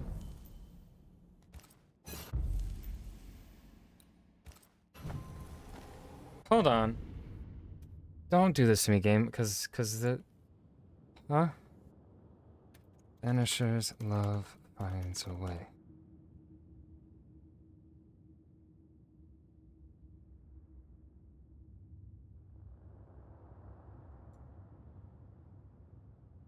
I want to make sure this isn't about to fucking send me.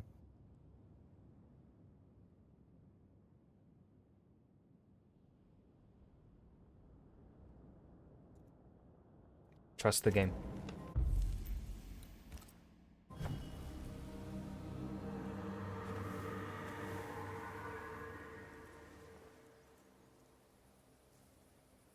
How come it's not working?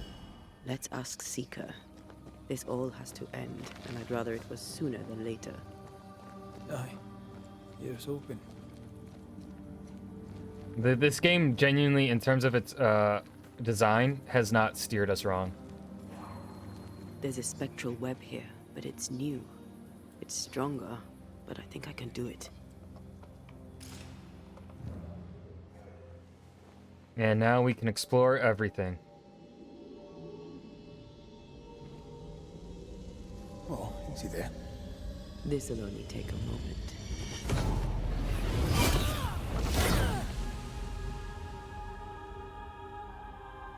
See?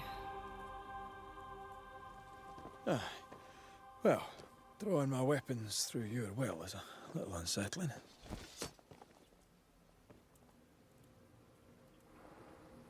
Spell isn't working. I think she's gone. These stains block the way through, like a thick web.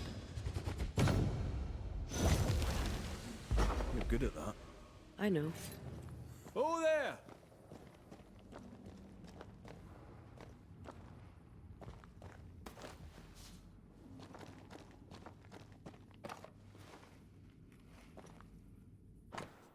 This book is addressed to all women, whether with experience in magic or without. Herein lies collected a wealth of ancestral knowledge that has been otherwise forgotten, perhaps even forbidden. Many rituals are inscribed herewith, including the great ritual of concealment for your protection or that of others. Seeker, may the wisdom herein comfort and protect you even in the darkest of times. Manual on how to hide from men. Hey! Wish I had one. Hey! Uncalled for. Kinda. How can she find anything in this mess? Is that really what's important right now?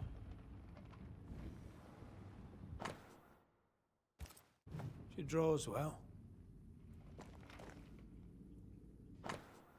Grace, dear child. Deborah, who's Grace? Though I pray this letter finds you healthy and well, I confess that even should you give me your assurances on that count, I may well doubt them. I am no fool, my girl. I know something is amiss with you, and I know your father is concerned. Far though it be for me to interfere in your familial relations, it is important for a young woman about to make her way in the world to have help beyond the confines of her family. Enclosed with this letter you shall find a key and a map. You will find the place I have marked it clear.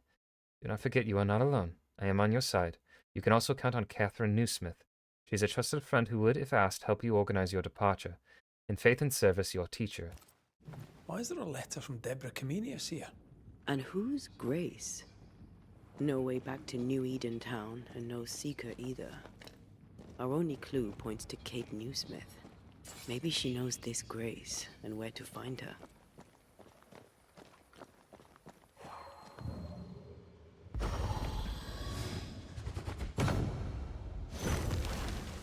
Onwards.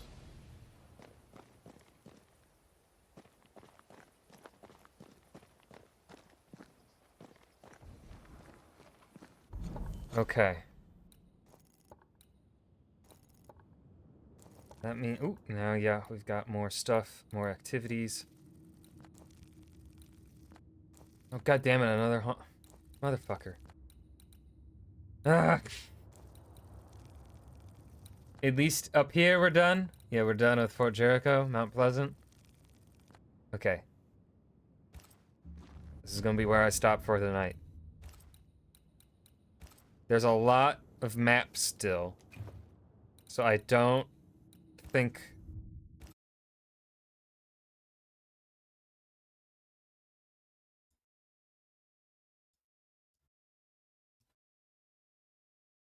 Don't think we'll be finishing it. I won't be able to stream until, I think, Wednesday.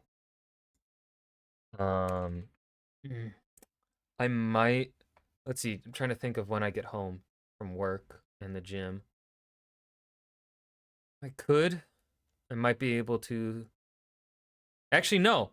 I think Wednesday night I can do a longer stream and finish it in one night. Obviously, depends on how quickly we go through things. But yeah, no, I can't... I am pretty certain we'll be able to do it Wednesday night. Because I feel like if I just do a standard 3-4 hour stream, what's going to end up happening is we will have like 1 hour left of game if I do that, right? And so I think we have, or 1 or 2 hours. Like, that's happened before.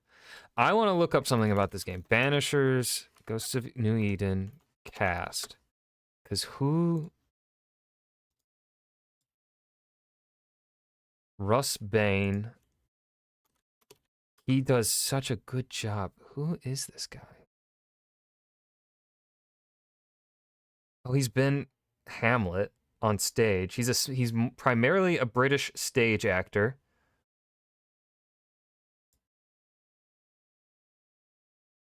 And then who is Antea? Amaka Okafor.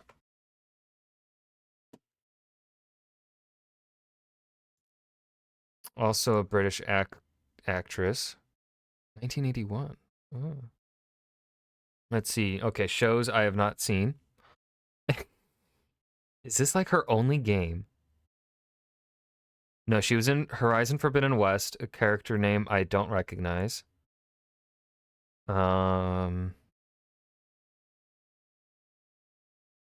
Lots of National Theater stuff. Oh wait, she was in National Theater Live Macbeth, Lady Macduff. Please tell me he was in that too, and that they have played like a couple before.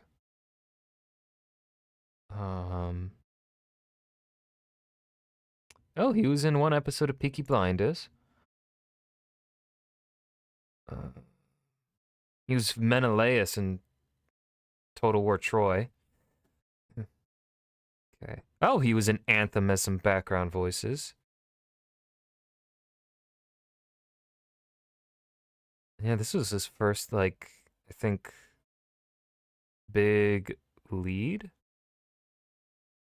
Like, he's done quite a bit of... Okay, no, he was not in National Theater Live. Oh yeah, he's been in quite a few stuff. Consistent, nothing like big lead things, but like, at least not on camera work. No big lead stuff, from what it looks like to me, just judging off of the names of the character he's played and the amount of episodes he's been in. It looks like he had a big role in the show Shetland. He was there for 6 episodes. But yeah, Brad McCraith is his first, like, I guess, big lead sort of thing. Well, there was a bit of a... Yeah, I'm thinking these two are mainly stage actors, which, honestly, stage acting is probably pretty nice. Actually, video game acting is probably pretty nice too. Like, stage acting and video game acting, you probably don't have to wake up at 5 a.m. for stuff to rehearse. You don't have to like wake up at 5 a.m. for like theater rehearsals. or like makeup and stuff for theater. Same with acting. Well, no, they did mocap stuff. So like this is like it's not just voice acting. Though of course when you're voice acting, you are still using your body and physicality to get the voice and whatnot. But like when it comes to film, like and TV shows, uh, you gotta wake up sometimes at the crack ass of dawn for like the right lighting, makeup, and stuff. And like if you're an actor, I feel like video games and stage is where you want to be. But you do the film stuff to make a lot of money, so that you can then do the more enjoyable stuff for less money. Like you always see that with the big actors. Like they'll do a lot of the time. Like one I'm thinking of right now is oh, what's his name? I'm blanking on his name. The guy that played Tyrion Lannister. Oh, what's that actor's name? Like, he did Peter Dinklage. He did Game of Thrones. Game of Thrones closes, and he's not really done any big stuff since Game of Thrones.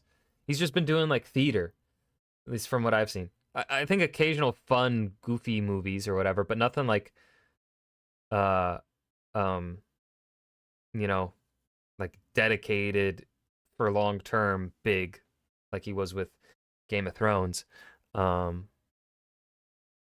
Yeah. Uh, from what I've seen, I think he's just been doing like theater stuff. Benedict Cumberbatch and Tom Hiddleston, they've been doing that too. Tom Hiddleston especially, I think. Uh, what's her name? The actress who was in the most recently released Hunger Games prequel.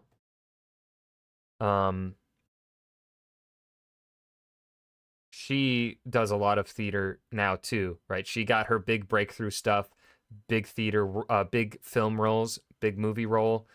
Now she's back to just theater, and I'm sure she's probably got other projects lined up. Jen Lawrence, no, the girl after her, the one that was in the like the 10th Hunger Games or whatever, Ballad of Songbirds and Snakes. That girl. She's been doing theater. Who's another? Tom Blythe, I think, has been doing theater as well. Though he also has he has a new movie coming out or has come out. But yeah, honestly, that's kind of like the dream. Just do a couple like big movies or something, and then just go back to chill theater, chill like either Broadway or regional theater. It's like you don't necessarily need the money anymore, and just be more selective on projects after that. That's the dream. That's the dream. Anyways, that's stream for tonight. I will be back Wednesday. Cause oh yeah, Ian McKellen too. But Ian McKellen did a lot of. Ian McKellen just does a fucking lot. But yeah. I will be back Wednesday, or should be, because I don't. Hold on, let me check my schedule. Let me check my calendar. I don't think I have I don't think I have to be anywhere this Wednesday. Let's see, that's February 4th. Yeah, no. I don't have my Wednesday nights are free until the 18th. Okay. So yeah, I will be back this Wednesday, and we will finish Banishers Wednesday night, and then probably start up a new game Friday night. So yeah, be prepared for probably an earlier start Wednesday. I'm thinking. Think of when I get home. Probably could be like a 4:30 start. 4:30 p.m. start. I don't know. I'm trying to think of like where it could be 4 p.m. start. I don't know. Because I usually get home around 3:30ish at the latest on Wednesdays. So yeah, 4:30 start probably.